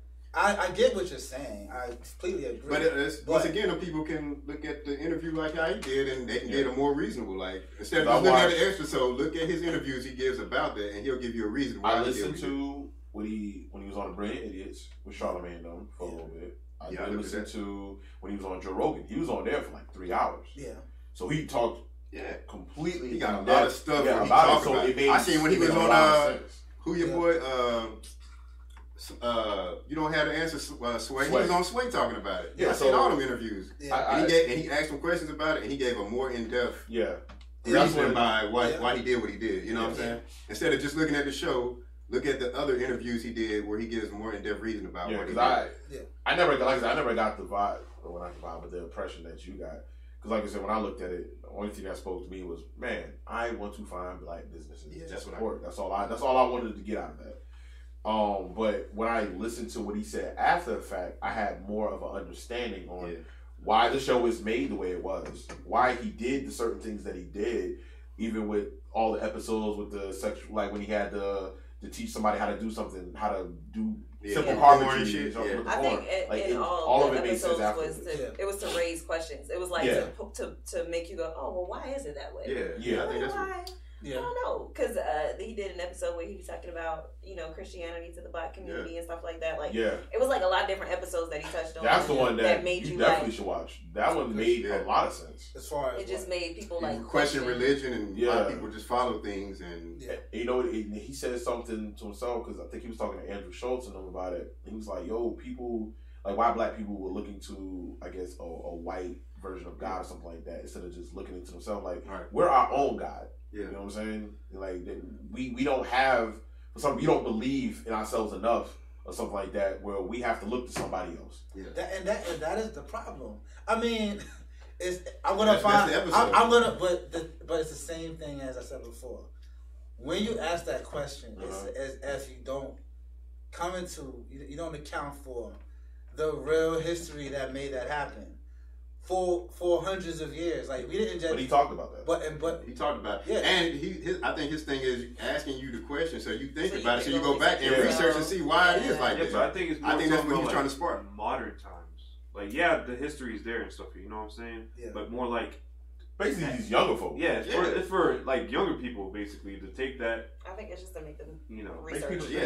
I think the whole purpose of this thing is to make you question why things are the way they are, and make you go back and why is it like that? Maybe I should go and research and see what it is. I think to me, that's what I got out the whole series. The whole thing is him questioning things and making you want to go back and realize why are things the way they are. Yeah, like the Cripple Cola thing, best example. Yeah, it's like, why is it that the Hells Angels and everybody else, they can sell paraphernalia, teas, and all that shit. They are a gang. Like, they kill, murder, all that shit, and people celebrate them. Why is it the same for the Crips and the Bloods? You know what I'm saying? Like, why can't they be celebrated the same way than everybody else because a lot of them ain't out here just killing and murdering people also. So, I mean, it was dope. And then when you actually watch the episode, like deadass, yo, when you watch the episode, it's lit. Yeah. I mean, you gotta watch it, yo. You gotta watch it. I'm telling you. You gotta watch it. I want to talk about something else. Go ahead. Oh, did anybody else have something? Nah, I ain't got nothing else to say, bro. We beat that dead. Look, we beat that horse dead. Mine is sports related though. I think that's a lesson. What, man? So, well, first of all, fuck Duke. They got their ass whooped last night. Who cares? So, my thing about it is, there's an athlete, everybody who's, I don't know if you heard of Zion Williamson. Yeah, that guy. He got an injury where South Carolina bred. Go ahead. Spot bud. He had an injury where he basically slipped and bust through his shoe or whatever, you know, and they trying to debate like, yo, should he shut it down because he's projected to be a #1 pick or whatever. That's all fine and good. My whole problem is they was charging damn near, I heard they was charging like $3,600 just to get in the door. Minimum. This for nosebleeds. $10,000 if you at the floor. You kiss my ass. He can't see none of that. Or none of the athletes. And they specifically said the reason for the tickets being so high was because of him. So my whole question is, how is it that the NCAA and college sports is able to get away with basically making money off someone's likeness, but they don't want to pay niggas? Well, we had a whole episode about that. Yeah, it's a sticky. There have been cases where lawsuits have been brought against institutions, universities, and things of that nature. I haven't seen it on the basketball side, but I have seen it on the football side.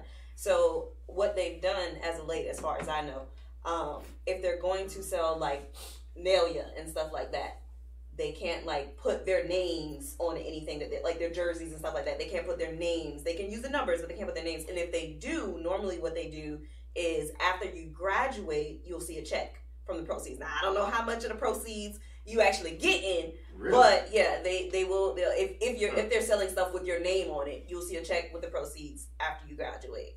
So, and they rectify it by saying, oh, well, we take this money and we spend it on this, state of the art this, blah, blah, blah, yada, yada, yada. So they're benefiting from it indirectly. Yeah, but that's different. If I sell merchandise with your name on, of course, I can understand that. But if there's tickets to an event and you're the feature of the event, and I purposely mark up the price of the tickets, then I know I won't pay you for the proceeds for it. If they're not openly saying yes, we're marking up the prices because I don't know a lot about college ball, but here's what I'm just letting you know this is how they get away with it. Like this is how they get, because everyone's gonna talk it up, right? You got everybody on ESPN talking about them, this, that, and the third, but you're not gonna hear the Ticketmaster or the people at college saying, oh yeah, we boosting this up because we got, what's his name? Zion. Okay, we got Zion, but you know what I'm saying? It's not like, oh yeah, come and see Michael Jordan, blah, blah, blah. Like, they're not going to do it that way. So that's how they get away with it. Like, it's not their fault that ESPN boosted him up to the status he is. Yeah, but people don't realize, like, college is like a business, man. Oh, yeah. Still a business. It's always been a business. It's a for-profit business. So it's like, So it's going to be some really, really grimy shit that's happening. Yeah. Well, I was going to highlight something else that I heard, and it was very interesting. On First Take that Max Kellerman brought up, and he was saying that hockey players and baseball players can get paid while they're in college, go through the minor leagues and things like that, and it's totally legal. If they're in the minor leagues, they get paid. Yeah, that's something different. Yeah, that's different from playing for college. If they're playing in the minor leagues, no, but they're still in college though. Yeah, but if they're playing in the minor leagues, that's different from being on the college team. Well, yeah. Yeah. But even with that, like, I don't even think that applies to a basketball player. Like, do we have minor leagues? Yeah. We do. But you can't play. But you can't play both because it's almost like you don't. You know what you do? You go across seas. Yeah, you play across seas. You could do that. They do that. Yeah. I mean, what's that boy's name? Lonzo Ball's father. Lonzo Ball's father was trying to. Oh, you talking about LeVar Ball? LeVar Ball had to have the. No, and it was a good. I ain't gonna lie. It was a good idea. He just rubs people the wrong way. What was the idea? What did he say? The idea was instead of having colleges make money on your likeness and your abilities, why don't we have our own league with all the premier players and we play amongst each other and then go right to the NBA instead of giving them all their money. Right. Now, this is again the same thing with the last conversation. That's not going to work in reality unless people are ready for that. Like parents. if you had an offer from Duke for your son, right? Would you have him go to LeVar Ball's league? Taking him to Duke. Or exactly. But you know why though? Because I would like to hope that my son is going there to get an education also. You know but he will be used if he's going there for a sport. Because I mean, I know a lot of people still going to be used for the sport. Yeah. Very true. I mean, I know. What would you prefer? Because if the parents ain't ready for that, I'm keeping it funky. Yeah. Me, I would prefer because, like I said, I have a son. Whenever I have, whenever I have kids, right? Whenever I have a son, if he wants to go play ball or whatever it is, cool. You play ball, but you getting that education. That scholarship, because most likely you're gonna go off a scholarship, so you're not paying for your schooling. Mm-hmm. Use that to get your education, dog. So is he gonna be? So say he's a. He ain't gonna do no one and done. Say he's a one and done. No, he ain't doing. What if he could be? If you could get your education, like what? You go 1 year in college and then you go to the pros. Oh, okay. I mean, because these are two we're talking about. One and done. I know. Yeah. But I'm talking about 4-year students. So in a one and done scenario, if your son was a one and done, what would you have him do? Go to LeVar Ball's league or go to Duke or Kentucky? That's the problem. Go to college. You gotta look at the financial. Why? You gotta look at the financial situation of the parents. They might not be financially, and my son is in line for millions of dollars. Yeah, go get the LeVar Ball's league, they would get paid. He has to have a history of. He already has to have an established history of players going through his league. Yeah, but they gotta start somewhere though to have that history. They gotta start somewhere. No, I'm not. Listen what I'm telling you. This is what I'm saying. At the end of the day, it's about the dollar. Of course, we're gonna look at it. Hold on. We just had a whole conversation about black being in black. Now but this is something different. This is Monique. Yeah, this is something different though. They talking about. If this was already going on. Yeah. That's what I'm saying. Like, yeah, if he already had something established, we don't have nothing no doubt I would do that. No, I said hypothetically, nothing's established. You don't have a son yet. So hypothetically, and he's not playing ball yet. It's all hypothetical. What I'm saying is, if LeVar Ball's league existed today, and your son would have a choice to go to Duke or go to LeVar Ball's league, and he was a one and done, what would you have him do? He's going to North Carolina first. No. Okay. No. My point. Stop. To answer this question, okay, I'm going to ask you one. Yeah. Is this league, has this been established? Because we're all talking hypothetically, right? Yeah. Has it been established? Is this something that, in this hypothetical world, we know that it's been established, it is true to form in nature, and it works? Because if that's the case, go to his league. Absolutely. I have no problem with that. Because you got things that's kind of established like that now. You got the AAU. Right.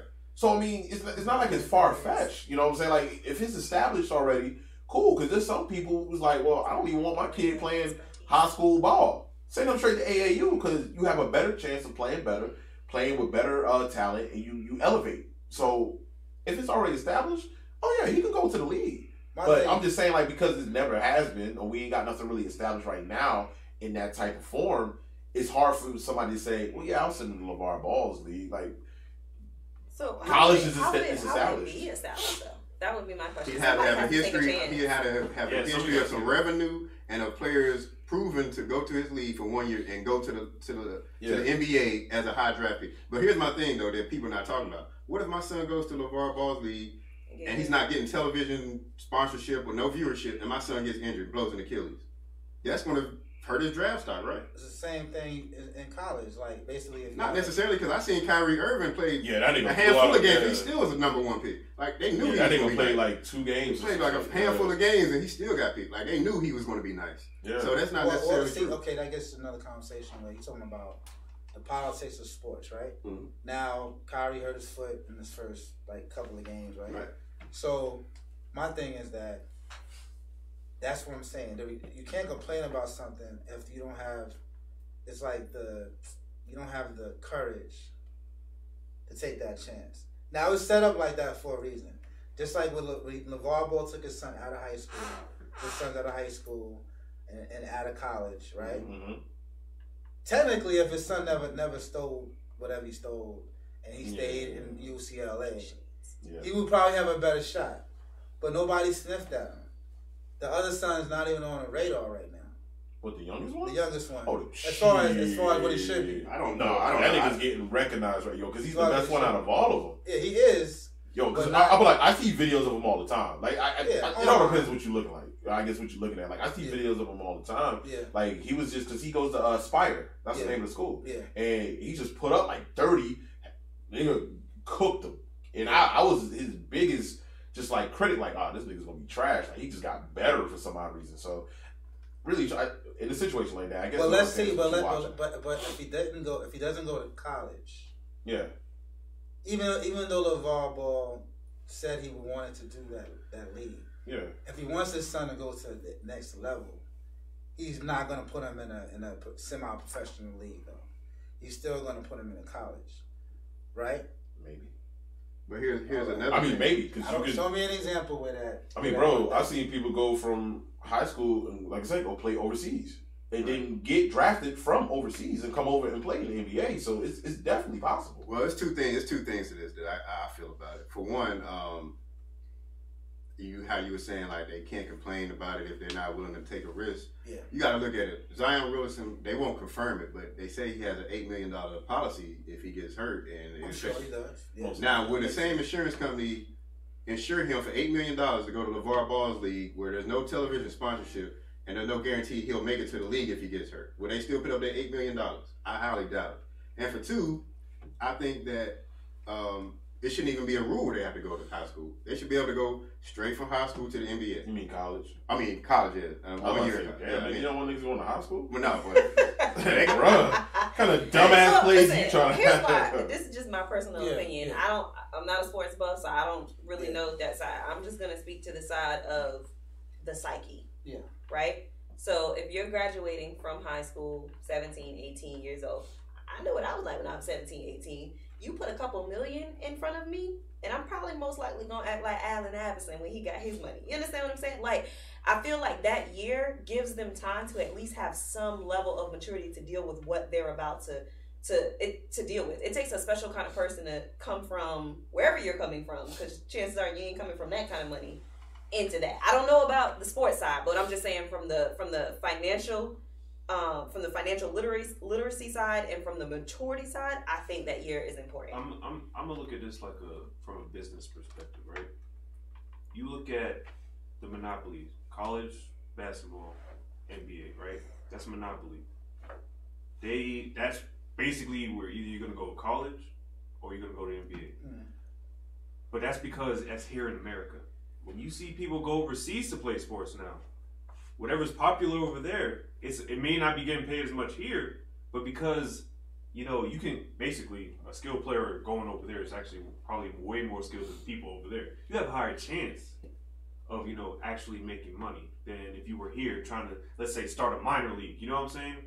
It's like I feel but his whole point of doing it was that they have black athletes here putting money into the coffers of white institutions. That's the whole point. Yeah, I guess. That's why he brought it up in the first place. Yeah, he brought it up.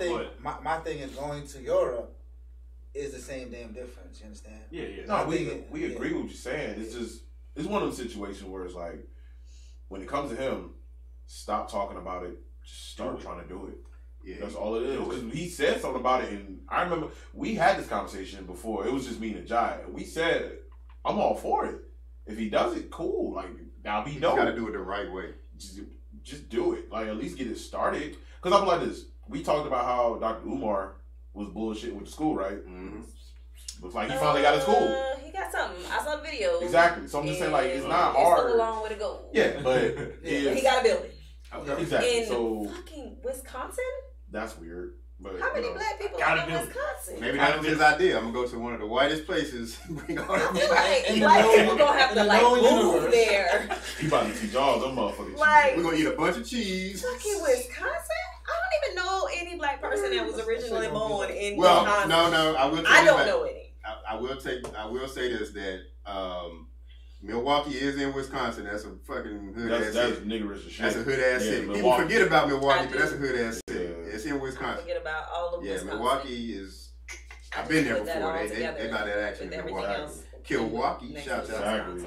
But no, like I said, I mean, it's one of the situations where I feel like his idea. I love the idea. I love the idea. I want it to happen, but until that happens, I guess this is all we got right now. I mean, What I would like to see from LeVar Ball. I feel like going to college, because here's the thing, you said like if they were to go to his league or whatever, they didn't get no play time, he got injured, they're screwed, right? So, I mean, you got to be on a level of Kyrie Irving, I think, or somebody of that level to, even if you didn't have that year in college and you went straight to the NBA, right? And you got injured.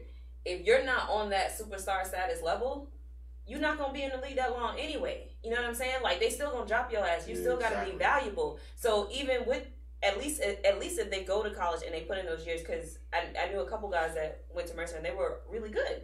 One guy, he injured his knee. It felt like every year this man was on crutches. Swear to God. Like, it was crazy. Yeah. But he not only got his 4 years paid for, he also went on to get his master's paid for as well. Mm-hmm. So, I mean, I feel like there's an upside if the goal is to have something to fall back on if you get injured. There's an upside to having that education. I think that depends on the individual. Because you can go in there and get hurt and come back and have a successful career. You can, but how many 17, 18-year-old people do you know that will be able to pull that off without some kind of background guidance or something? You know what I'm saying? Like, I don't know a whole lot of people that could do it. Depends on their support system. We don't know everybody's support system or what they got going on. I look at it from a business point of why they can't. I think they don't jump them from high school to the NBA for one, because they looking out for the colleges. So if you got a high school star who they know is already ready for the NBA, they're trying to keep them in college because the college need a marquee name to get people to watch it for one.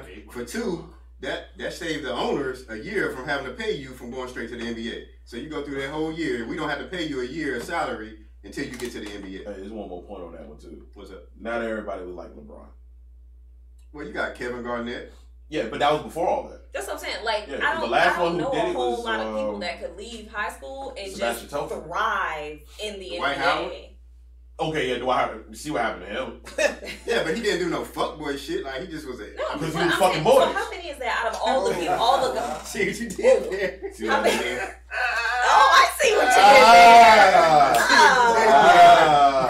there. So, that's what I'm saying. Like, even with those people, they're a small percentage in comparison to the amount of people that are in the NBA. Yeah. I don't think that there is a large percentage of guys who can just leave high school at 17, 18 and get in there and do what they need to do. I mean, that's fine, but we've seen it with grown-ass men who've been in the league for a while still do stupid shit with their money. Exactly! So at 17, 18, your whole frontal cortex ain't even formed. Like, but I just think it depends on the individual. Like, I agree with that, but I still think that I think a 17-year-old or 18-year-old with money and some of these 28-year-olds with money, they still make the same dumbass mistakes. Yes, but I do think that there's a larger number of 17-year-olds that would make that mistake than 28-year-olds just from how the brain is formed. I don't know. Like, you're automatically more impulsive as a teenager. That's facts. You can have some dumbass people, but if I'm surrounded by Joes and Sean's and a crew... You can still be dumb. Look at Trump. Wait. He just think he's smart. He think he's smart. That's a whole nother I'm a young smart nigga surround myself with other smart niggas. Shit, you gotta be able to I ain't no nigga, sir. With other smart black people. Thank you. That's hard, though. Colors. I ain't no colored, ma'am. Yeah. Colored. With other melanated individuals. Yeah. I'm a sovereign citizen. Oh, damn, bro. Don't start that. You straight out of Wakanda. Shout out to Decent America because they say that shit all the time. That should be hilarious. But I don't think there's anything else left on the docket unless y'all got something else real quick. I'm straight. Mr. 48. Anybody? Oh yeah, what's up? Oh goddamn, this nigga throwing some dumb. Oh yeah.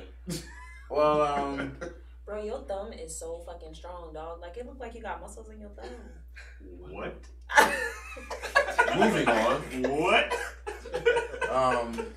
So what was that? This was a serious episode. That's why.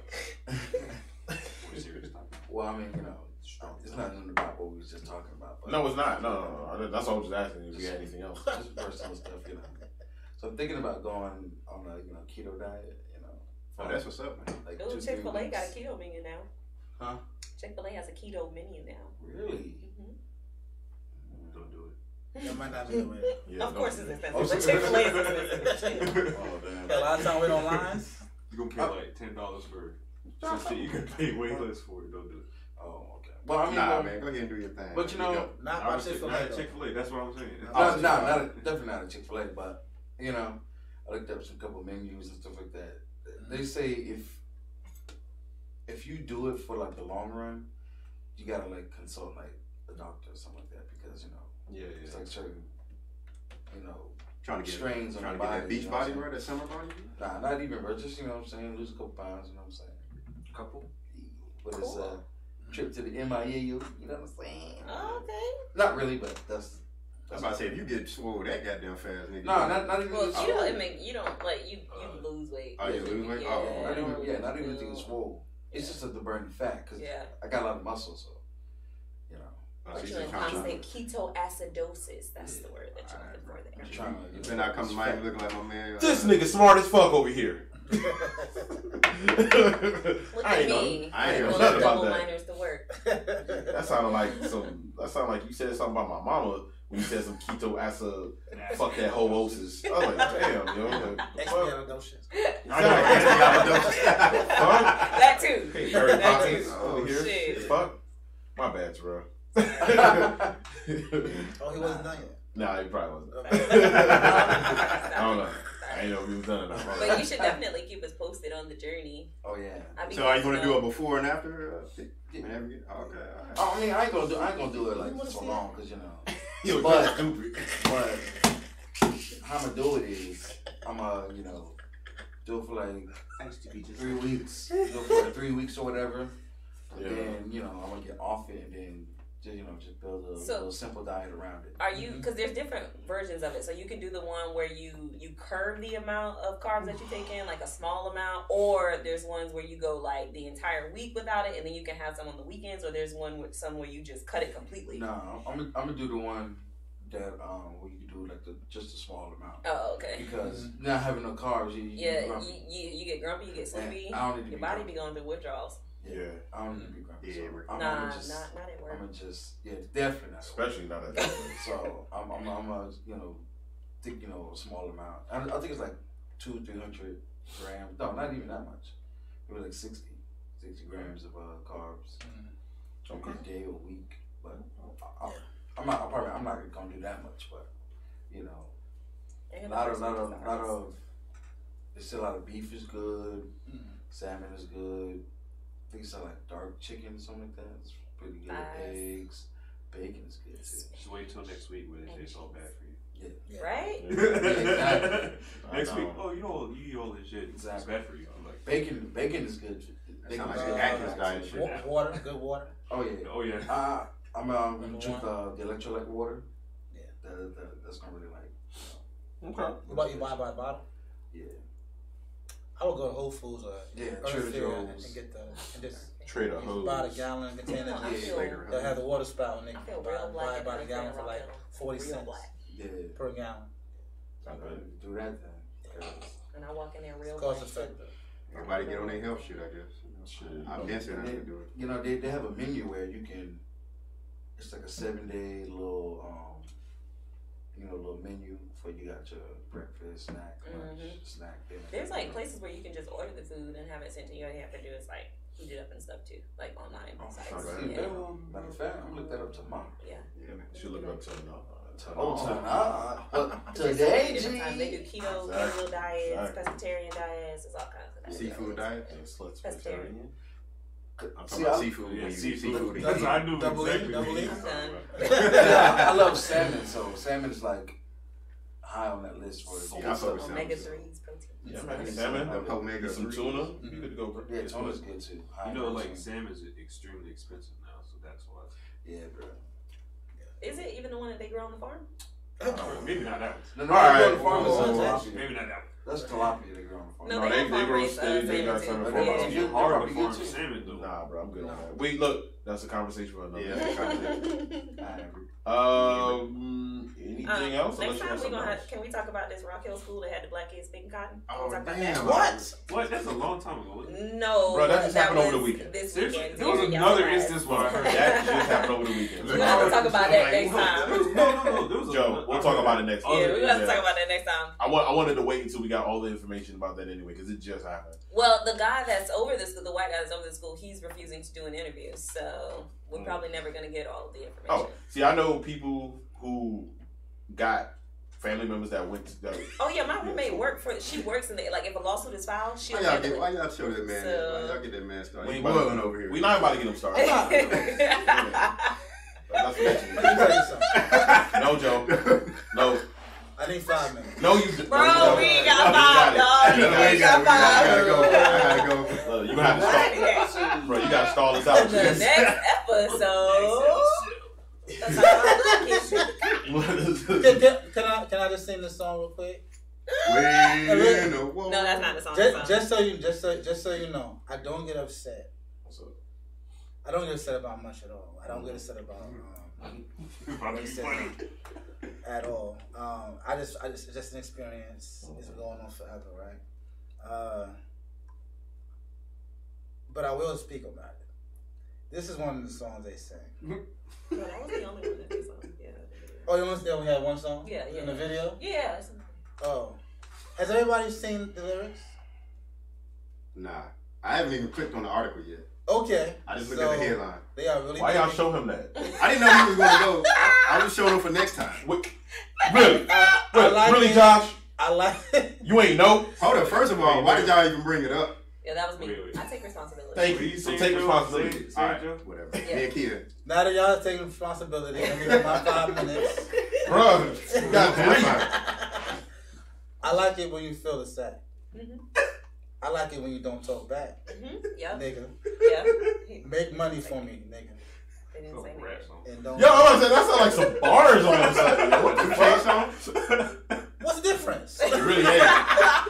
Let's keep it funky. It really ain't. There's no difference, really. Yo, that shit is crazy. You gotta put DMX on that.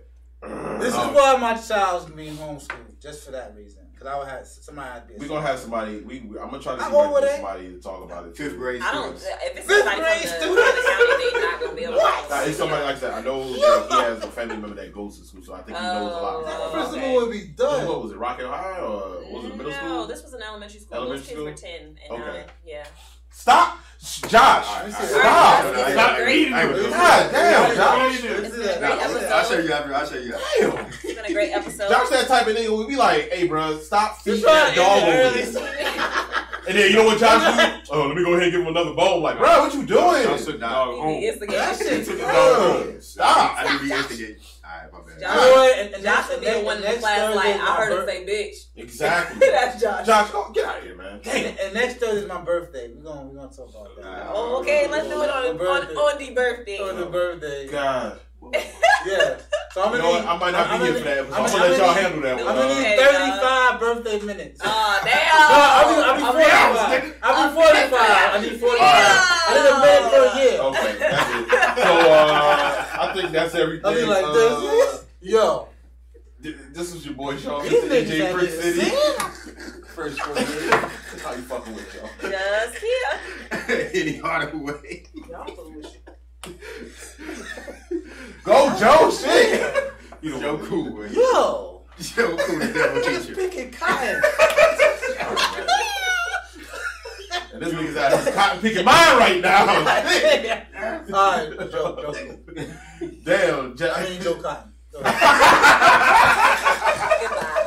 The Unfamous Podcast, yo. We'll holler at y'all later. Alright, peace. Yeah, we out, Rick. You did not just say Joe Cotton. Y'all niggas is so weird. I That hate shit y'all is so much. crazy. I hate y'all so much. That was real sick. You gotta say that shit. It was the last minute of the show. I hate y'all motherfuckers, yo. Actually.